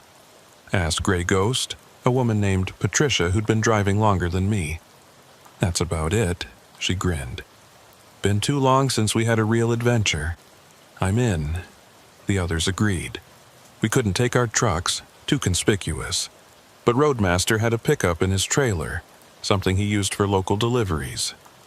We piled in 5 aging truckers heading toward what might be danger or might be nothing. The industrial complex looked exactly as abandoned as we'd expected. Broken windows, weeds growing through cracked asphalt, rust on every metal surface. But there were tire tracks in the dirt, fresh ones, leading to a warehouse in the back. We parked a distance away, approached on foot. I had my tire iron, the others had various tools that could serve as weapons if needed. We probably looked ridiculous, 5 middle-aged and older truckers trying to be stealthy. But we'd all been in enough tight spots over the years to know how to be careful. The warehouse door was locked, but Grey Ghost had a solution. "Picked up some skills in my younger days," she said, working on the lock with tools I didn't ask about. Within minutes, we were inside. The warehouse should have been empty. Instead, it was full of medical equipment. MRI machines, CT scanners, imaging devices, millions of dollars worth, all tagged with shipping labels from various hijacked loads. "Jesus," Steel Horse whispered. "This is it. This is where they're taking them." But something was wrong. The equipment was here, but there was no sign of modification. No workshop, no tools. This was just storage. Then we heard it. A moan, faint, from somewhere deeper in the warehouse. We found Coleman in a back office, tied to a chair, barely conscious. He was alive but in bad shape, dehydrated, bruised, clearly drugged. Grey Ghost, who'd been a combat medic before becoming a trucker, checked him over. "He needs a hospital now." While Roadmaster called 911, I looked around the office. There were papers on the desk, shipping manifests, but not normal ones. These showed the equipment being moved again, from here to another location. The final destination was coded, but one thing was clear. They were shipping internationally using the port of Cleveland. My encrypted phone buzzed. "Silas, where are you?" "Inside the warehouse. We found Coleman and the equipment." "Get out, now. We've intercepted communications. They know someone's there. You have maybe 5 minutes before—" Headlights flooded through the broken windows. Multiple vehicles, moving fast. "Too late," I said. "Hide. Federal agents are en route, but they're 20 minutes out." 20 minutes. We had 5 truckers, one barely conscious against whoever was coming. "This is what we're going to do," Grey Ghost said, taking charge like the former military she was. "Roadmaster, Steel Horse, get Coleman to the truck. Get him out of here. Phineas, you and I are going to buy time." "How?" She smiled, pulled out her phone. "We're going to do what truckers do best. We're going to call for backup." She hit record on her phone's video, turned it toward the medical equipment. "This is Patricia Morrison, DOT number 3847293, at an abandoned warehouse near Akron, Ohio. We've discovered millions in stolen medical equipment and a kidnapped driver. Armed suspects approaching. Any drivers in the area, we need help, now." She uploaded it to 3 different trucker social media groups, then grabbed a piece of rebar from the floor. "Now we make noise." We didn't have to fight them. We just had to delay them. So we did what we could. Knocked over equipment to block passages, set off the fire alarm we found, created chaos. The men who entered the warehouse were professional, armed, but they weren't expecting resistance from a couple of old truckers. I saw one of them clearly in the emergency lighting. Young, military haircut, moving with tactical precision. These weren't common criminals, these were mercenaries, professionals hired to protect the operation. "Back door," Gray Ghost hissed, pulling me along. We made it outside just as the sound of air horns filled the night. Trucks, dozens of them, were pulling into the complex. The video had worked. Drivers from all over the area were responding, blocking exits, lighting up the warehouse with their high beams. The mercenaries tried to leave but found their vehicles boxed in by 18-wheelers. They were trapped, and sirens were already approaching. Silas arrived with the federal agents, and the arrests were swift and efficient.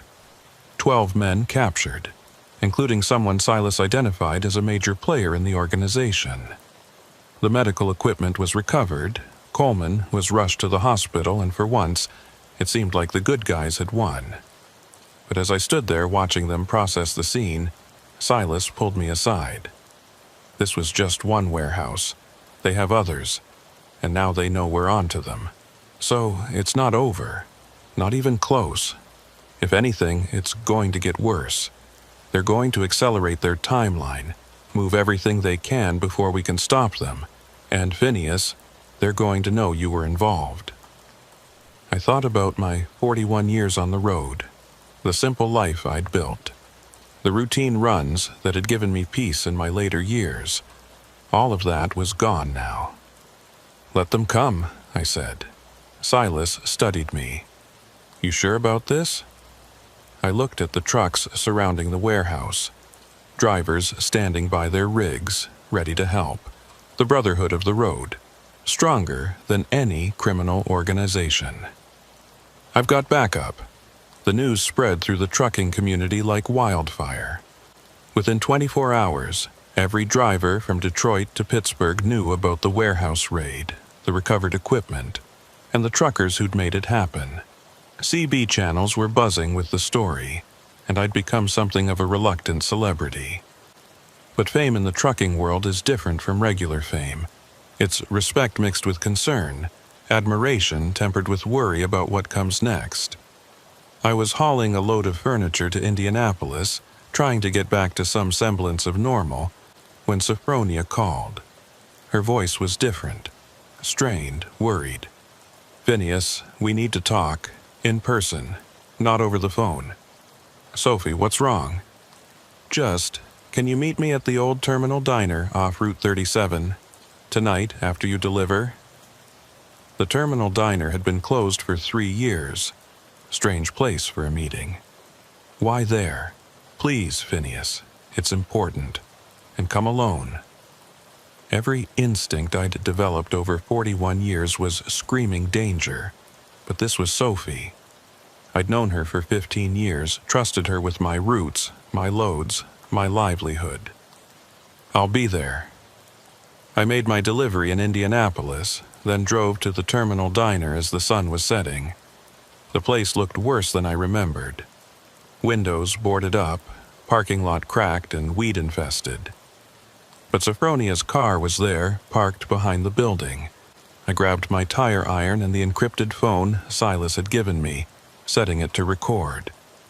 If something went wrong, at least there'd be evidence. Sophie was sitting in her car, engine running. When she saw me, she got out, and I could see she'd been crying. She looked older, exhausted, frightened. "Thank you for coming," she said. "Sophie, what's going on?" She looked around nervously, then handed me an envelope. "Everything's in there. Routes, schedules, which loads they're planning to hit next. I'm sorry, Phineas. I'm so sorry." My blood went cold. "You're working with them." "Not by choice." The words exploded out of her. "They have my daughter, had. She was studying in Chicago and they took her, said if I didn't provide information, they'd..." She broke down sobbing. I wanted to comfort her, but I kept my distance.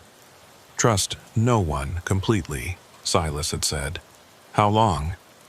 6 months. They wanted shipping manifests for medical equipment, driver information, routes. I thought it was just theft, just money. I didn't know about the memory drugs, the weapons, any of it. Not until I saw the news about the warehouse. Where's your daughter now? They released her after the warehouse raid. Told me it was over, that they were shutting down, moving operations overseas. But Phineas, they're not shutting down, they're accelerating. That envelope has their next 3 targets, all happening tomorrow night. 3 hijackings in one night. They were clearing out before the feds could stop them. I opened the envelope. 3 different medical shipments, 3 different routes, all high-value diagnostic equipment. But what caught my attention was the drivers' names. All independents, all single truck operations, all vulnerable. Sophie, why are you telling me this now?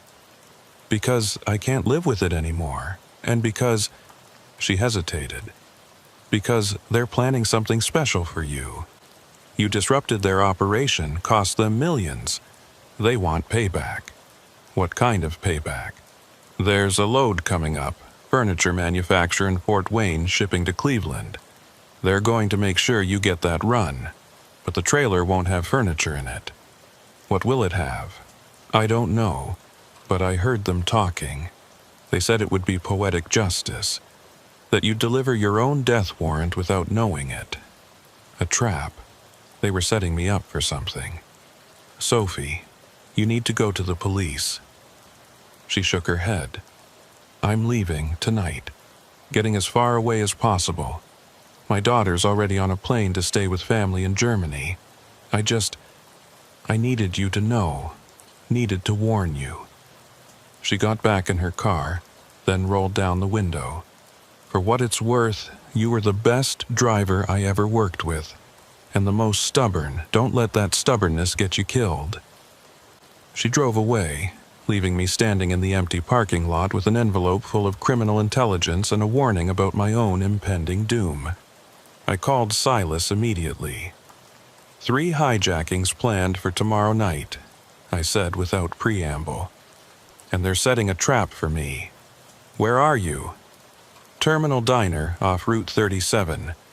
My dispatcher just confessed to being their inside source. She's running. We need to intercept her. No, she was coerced. They had her daughter, and she came forward voluntarily. Phineas, we can't just let... She gave us what we need. 3 targets, all the details. We can stop them.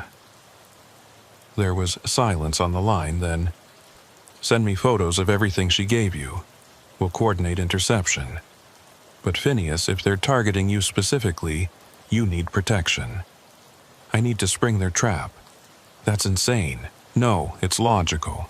They're expecting me to take that Fort Wayne to Cleveland run. If I don't, they'll know we're on to them. But if I do take it, we can control the situation. You want to deliberately walk into a trap. I want to turn their trap against them. Look, they think I'm just a trucker. They don't know I'm working with you. We can use that. Silas was quiet for a moment. What do you have in mind? First, we save those 3 drivers tomorrow night. Then, I take the Fort Wayne run, but with backup. Lots of backup. I spent the next morning coordinating with Silas and his team. They would shadow the 3 targeted shipments ready to intervene when the hijackers struck. But I had my own preparations to make. I called Grey Ghost. Patricia, I need a favor. After the warehouse adventure, anything. I need drivers, reliable ones. Tomorrow night, I'm hauling from Fort Wayne to Cleveland, and I'm expecting trouble. How much trouble? The kind that involves the people from the warehouse. She was quiet for a moment.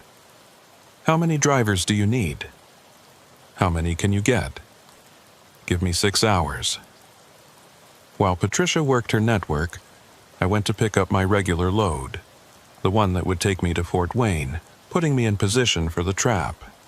It was furniture like always, but knowing what was coming made every mile feel different. My regular phone rang, a dispatcher from the Fort Wayne manufacturer.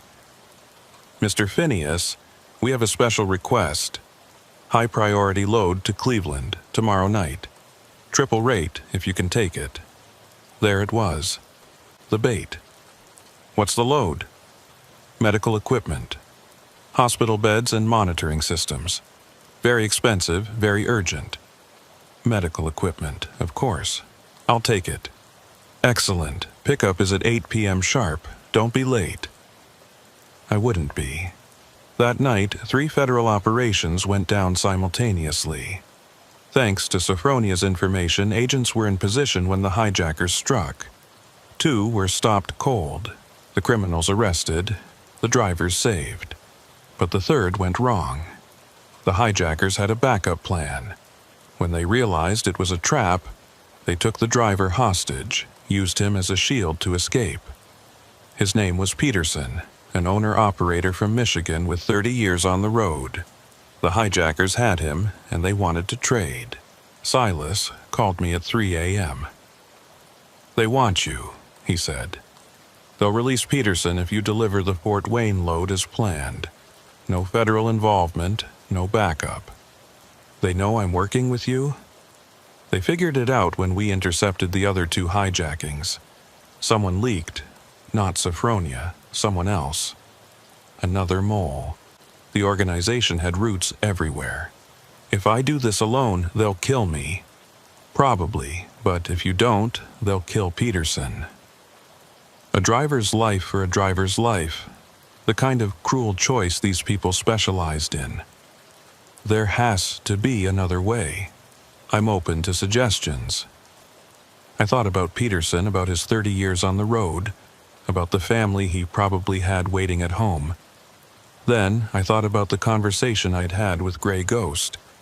What if I'm not alone, but they think I am? Explain. Truckers have been convoying since the beginning.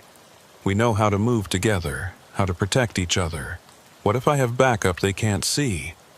They'll be watching for federal agents. But will they be watching for truckers? Regular truckers just happening to be on the same route at the same time? Silas was quiet, thinking. It could work, but these aren't federal agents, Phineas. They're civilians. If something goes wrong, these are truckers who've been dealing with hijackers and thieves for decades. They know the risks. "How many can you get?" I called Patricia back. "How many drivers did you find?" 47. 47? Word spread. A lot of drivers remember Peterson from back in the day. Good man, helped a lot of rookies get started. They want to help. 47 trucks. It would be the largest unofficial convoy in years. The plan was simple but risky. I would pick up the load in Fort Wayne as scheduled. The other drivers would be spread out along the route to Cleveland, looking like normal traffic. But they'd all be monitoring Channel 19, ready to converge if needed. The pickup at Fort Wayne went smoothly. Too smoothly.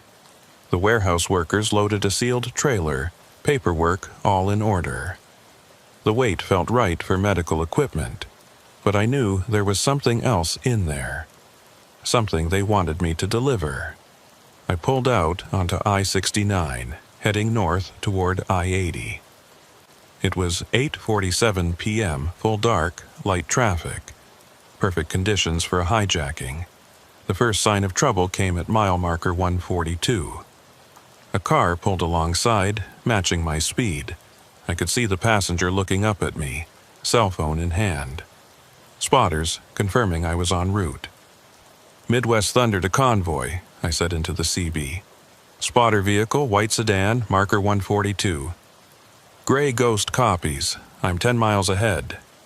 Steel Horse, 15 miles back. Roadmaster, parallel on US 6. They were all out there, invisible in the darkness, but ready. The attack came at the way station near the Indiana-Ohio border.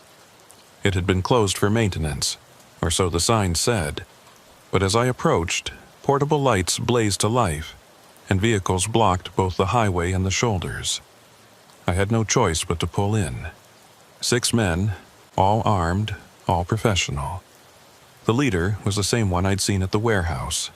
Military bearing, tactical gear, no nonsense.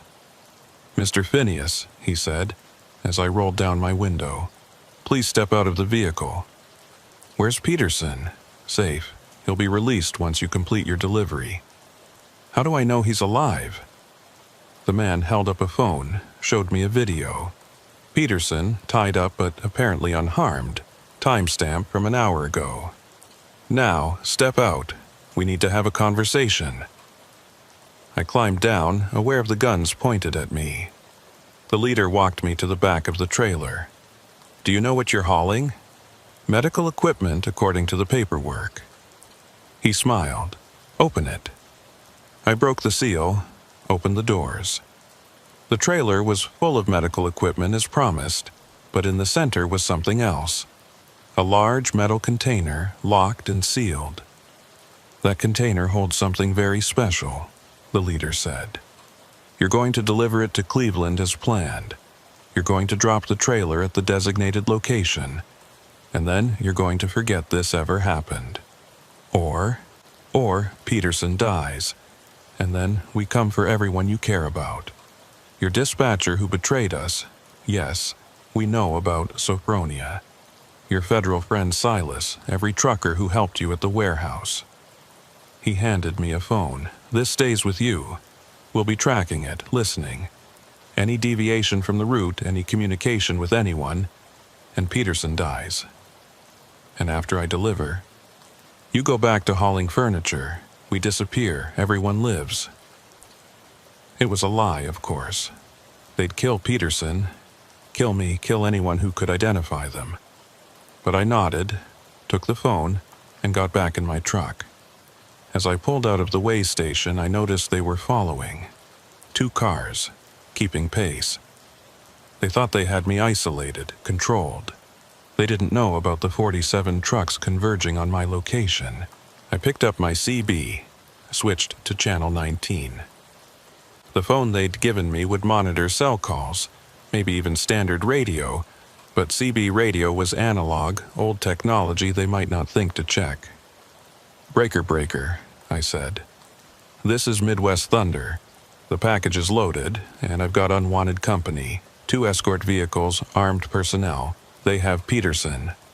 The response was immediate. "Gray Ghost copies. I'm at the rest area ahead. I can see you coming. Steel Horse coming up behind. I see the escorts. This is Big Mac. Wasn't part of the original convoy but heard the call. I'm southbound on the other side. Want me to turn around?" More voices joined in. Trucks all over the highway, all converging. "Listen up," I said. "They're monitoring electronic communications but probably not CB. Here's what we're going to do." The plan formed as I drove. We couldn't just ram the escort vehicles. They'd kill Peterson. But we could control the environment, make it impossible for them to complete their plan. The first step came at the Route 24 interchange. Construction had traffic down to 1 lane, creating a natural bottleneck. 3 trucks, accidentally, ended up in a minor fender bender right at the merge, blocking everything. The escort vehicles were trapped behind the congestion, separated from me by dozens of vehicles. I heard them on their phone, panic creeping in. "Clear the road, now!" But you can't clear a highway blocked by 3 18-wheelers having an insurance dispute. The drivers were taking their time, exchanging information, calling their companies. All perfectly normal, all completely blocking traffic. I gained 10 miles on the escorts before they managed to get through. But by then, the second phase was in motion. Every truck stop between me and Cleveland suddenly had trucks pulling in and out, creating traffic, slowing everything down. The escort vehicles had to fight through constant congestion, never realizing it was orchestrated. But the real trap was waiting in Cleveland. The delivery location was an industrial area near the port, isolated and perfect for their purposes, or it would have been if 40 trucks hadn't arrived there first, filling every available space, blocking every exit. I pulled in as directed, surrounded by my fellow truckers. The escorts arrived minutes later to find themselves outnumbered and outmaneuvered. The leader got out, gun drawn, but clearly understanding the situation was not what he'd planned. "You think you're clever," he said to me. "I think I'm a trucker," I replied. "And truckers stick together." He raised his gun toward me, but before he could fire, air horns erupted from every truck. The sound was deafening, disorienting. Lights blazed from every direction, blinding. In the chaos, federal agents who'd been hidden in some of the trucks emerged, weapons drawn. "Federal agents, drop your weapons!" The leader tried to run, but there was nowhere to go. Every exit was blocked by 18-wheelers. Within minutes, it was over. The hijackers were in custody, the mysterious container secured by federal agents. But Peterson was still missing. "Where is he?" I demanded, getting in the leader's face as agents cuffed him. He smiled coldly. "Dead by now, probably. My people had orders." His words were cut off by a CB transmission. "Breaker, breaker. This is Wandering Wolf. Found a guy tied up in an abandoned truck near Findlay. Says his name is Peterson. Needs medical, but seems okay." Relief flooded through me. They'd found him. Silas appeared at my elbow. "You did it, Phineas. We did it, all of us." He nodded toward the container. "Want to know what you were hauling?" "Do I?" "Advanced surveillance equipment stolen from a defense contractor. Modified medical machines combined with military hardware. Worth about $50 million on the black market." $50 million. No wonder they'd been willing to kill for it. "Is it over?" "This cell is done, but the organization..." He shrugged. "They're like weeds. Cut one down, another grows. Then we keep cutting." He smiled. "You want to keep working with us?" I looked around at the trucks, at the drivers standing together, proud of what they'd accomplished. "We all do. You've got yourself a network, Silas. 47 trucks today, but there are thousands of us out here. We see everything, go everywhere, use us." He pulled out a card. "Official consulting position. Real pay, real protection. Interested? Do I get to keep hauling? Wouldn't have it any other way." I took the card. After 41 years of straight trucking, I was now officially part of something bigger. But I was still a trucker first, always would be. Peterson's recovery took 3 weeks. I visited him at the hospital in Toledo, bringing coffee from a truck stop because hospital coffee isn't fit for truckers. He looked older than his 62 years, the ordeal having taken its toll, but his eyes were still sharp. "Heard you organized quite the convoy," he said, voice raspy from whatever drugs they'd given him. "Wasn't just me. 47 drivers showed up. Would have been more if we'd had time." He nodded slowly.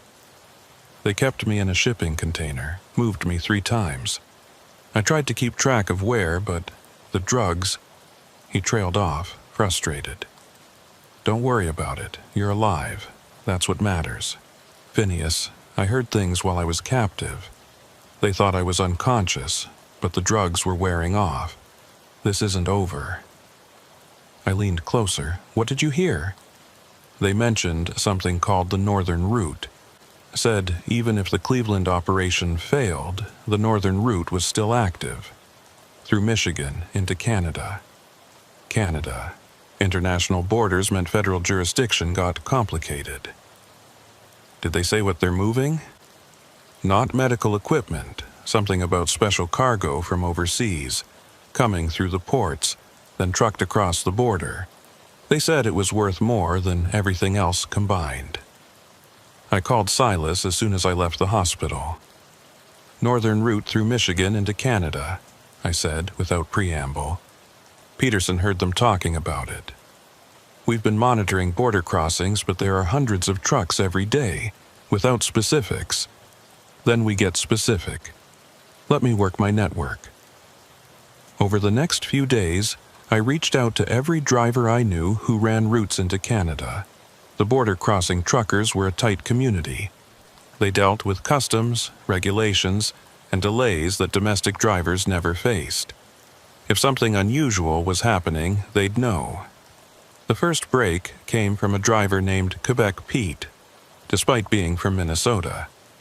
He'd noticed a pattern at the Ambassador Bridge crossing in Detroit. "There's this company, Northern Logistics Solutions," he told me over coffee at a truck stop near Port Huron. "They run the same route every week, same time, same trucks. But here's the weird part. Their trucks are always overweight according to the scales, but their paperwork shows light loads. How do they get through? That's just it. There's always a specific customs officer on duty when they cross. Guy named Harrison. Been there for years, but suddenly he's only working shifts that coincide with these trucks. A customs officer on the take. That's how they were getting across. Pete, can you get me specifics? Truck numbers, exact times, anything?" "Already got them." He pulled out a notebook, pages filled with observations. "Been tracking them for 2 weeks ever since you asked about unusual patterns." I studied his notes. 3 trucks, always traveling together, crossing every Thursday at 2 a.m. Same DOT numbers, same drivers, same customs officer. It was too perfect, too routine. "Pete, what do you know about Northern Logistics Solutions? On paper, they're legit. Hauling auto parts from suppliers in Detroit to manufacturers in Ontario. But I've been driving for 38 years, and something's off. Auto parts don't require refrigerated trailers, but theirs are always running cooling units." Refrigerated trailers for auto parts.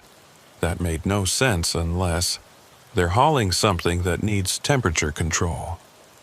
"That's what I figure. But what?" I thought about what Peterson had heard. Special cargo from overseas worth more than medical equipment. Something that needed refrigeration. "Pharmaceuticals," I said suddenly. "They're smuggling drugs. Not street drugs. Prescription medications. The kind that cost thousands per dose here but are made cheap overseas." Pete nodded slowly. "That would explain the weight discrepancy. Pills don't weigh much, but the refrigeration units and hidden compartments would." "When's their next run?" "Tomorrow night, Thursday, 2 a.m. 24 hours to set up surveillance on an international border crossing. This was going to be complicated. I called Silas, explained what we'd found. He was skeptical. "We can't just stop trucks at the border without cause. International incidents, jurisdiction issues, then we give you cause. Let me and some drivers follow them, document everything. If we can show they're deviating from their stated route, stopping somewhere suspicious, that's probable cause, right? Phineas, these people have already tried to kill you once. And they'll try again if we don't stop them. Look, they think I'm scared off after Cleveland. They won't expect me to be in Michigan." He sighed. "What do you need?" "Backup ready at the border. If we can prove they're smuggling, you grab them when they try to cross. And if you can't prove it, then we follow them into Canada and let the Mounties know." It wasn't much of a plan, but it was what we had. I put out the call again, this time specifically for drivers with experience running to Canada. Within hours I had 12 volunteers, all with valid paperwork to cross the border if needed. Grey Ghost was one of them. "Wouldn't miss it," she said. "Besides, I've got family in Windsor. Good excuse to visit." We met at a truck stop in Monroe, Michigan, about 60 miles from Detroit. I laid out the plan. Follow the 3 trucks from their point of origin. Document any stops or transfers, and be ready to pursue across the border if necessary. "What are we looking for?" asked a driver named Wolverine, despite being from Ohio. "Anything unusual, stops at places that aren't on their manifest, meetings with other vehicles, transfers of cargo. These guys are smart, so it'll be subtle. And if they make us, we scatter." No heroics. Peterson already paid that price. At 11 p.m., we took positions around Detroit, spread out enough to not be obvious, but close enough to converge quickly. I was parked at a rest area on I-75 watching traffic when Quebec Pete's voice crackled over the CB. Northern Logistics trucks just left their depot, northbound on 75. Copy that. Everyone stay loose. I pulled out behind them with a 5-minute gap, just another trucker heading north. The 3 trucks moved in formation, maintaining exact spacing, professional. In my mirrors, I could see other trucks from our group joining the flow of traffic. They took the expected route until they reached exit 47. Then, without signaling, all 3 trucks exited. This wasn't on their manifest. They were supposed to go straight to the border. Deviation at exit 47, I called out. 2 units follow. Rest, continue to border. Gray Ghost and Wolverine followed me off the exit, while the others continued north. The 3 trucks turned into an industrial area, then pulled into a warehouse complex surrounded by security fencing. We parked at a closed gas station with a view of the entrance. Through binoculars, I watched as the trucks backed up to loading docks. Men emerged from the warehouse, moving quickly, efficiently. They were transferring something from the warehouse to the trucks, but the angle made it impossible to see what. "Need a closer look," I said. "Too dangerous," Gray Ghost warned. But Wolverine was already out of his truck. "I've got this. Used to do reconnaissance in Iraq, still remember how to sneak." Before we could stop him, he was gone, moving through the shadows towards the fence. We watched, tense, as he found a spot where he could see the loading. 10 minutes later, he was back, breathing hard. They're loading sealed medical containers, the kind used for organ transport, but dozens of them. And Phineas, there were people in that warehouse, patients maybe, hooked up to IVs, barely conscious. Organs. They were trafficking organs. The realization hit like a punch to the gut. This wasn't just smuggling, this was harvesting and selling human organs. The refrigerated trucks, the medical connections, the value Peterson had mentioned. It all made sick sense. I called Silas immediately. "It's organs. They're trafficking human organs." "What? Are you sure?" Wolverine saw medical transport containers and patients. They're loading right now, heading for the border in maybe an hour. This changes everything. Organ trafficking is FBI, DEA, everyone. I need to make calls. They'll be at the border in an hour. I know. Stall them if you can. Stall 3 trucks full of armed criminals transporting human organs. Sure, no problem. The trucks pulled out of the warehouse, heading back toward I-75. We followed, but now with a desperate urgency. Those organs had come from somewhere. Maybe willing sellers, maybe not. And they were going somewhere. Black market transplants for people who couldn't wait for legitimate organs. I had an idea. Crazy, dangerous, but maybe our only shot.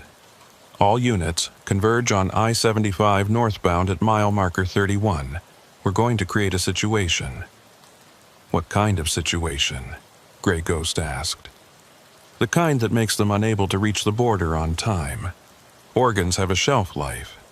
If they can't deliver on schedule, the whole operation falls apart." We had 9 trucks converging on a 3-mile stretch of highway. The Northern Logistics trucks were running at exactly 65 mph, maintaining perfect spacing. Professional, careful, unaware of what was about to happen. It started with Big Mac having engine trouble in the right lane, forcing traffic to merge left. Then Roadmaster developed transmission issues in the center lane. Within minutes, we had created a rolling roadblock, all 3 lanes moving at 35 mph. The Northern Logistics trucks tried to pass, but every time they moved, another of our trucks would have problems. Overheating, tire issues, mysterious smoke that required immediate slowdown. I watched them in my mirrors, saw them getting agitated. They were on a timeline, and we were destroying it. One of them tried to use the shoulder, but Quebec Pete was ready. His trailer accidentally swung wide, blocking it completely. "Sorry," he called out cheerfully. "Steering problem." For 45 minutes, we kept them trapped in the slowest-moving convoy in Michigan history. Other civilian traffic was getting angry, horns blaring, but we held formation. Every minute that passed was a minute closer to those organs being unusable. Finally, they'd had enough. The lead Northern Logistics truck forced its way onto the shoulder, scraping against the barrier, determined to break free. The other two followed. "Let them go," I said, "but keep following." They raced toward the border, but it was too late. As they approached the Ambassador Bridge, federal agents were waiting. Not just a few, dozens of them, plus local police, customs enforcement. Everyone Silas had been able to mobilize. The Northern Logistics trucks tried to turn around, but we were behind them, blocking retreat. They were trapped on the bridge approach, nowhere to go. The takedown was swift and professional. The drivers surrendered without a fight, hired help, not the real criminals. But the cargo was there, just as Wolverine had described. 43 organ transport containers, each worth hundreds of thousands on the black market. But that wasn't the worst part. The investigation that followed revealed the full scope of the operation. The organization hadn't just been stealing medical equipment. They'd been using it to create illegal transplant facilities. The confused, drugged drivers weren't just robbery victims. They'd been typed for organ compatibility. The ones who matched certain profiles were kept longer, some waking up with surgical scars they couldn't explain. William Turner, the driver whose abandoned truck I'd found, was discovered in one of these facilities, alive but missing a kidney. He'd been held for weeks, used as an unwilling donor, then dumped with no memory of what happened. The trials took 2 years, 137 arrests across 6 states and 2 countries. The organization's reach was vast. Doctors, customs officials, trucking company owners, even hospital administrators who looked the other way when organs appeared with questionable documentation. Harrison, the corrupt customs officer, flipped on his superiors in exchange for a reduced sentence. His testimony revealed routes through multiple border crossings, a network that had been operating for over a decade.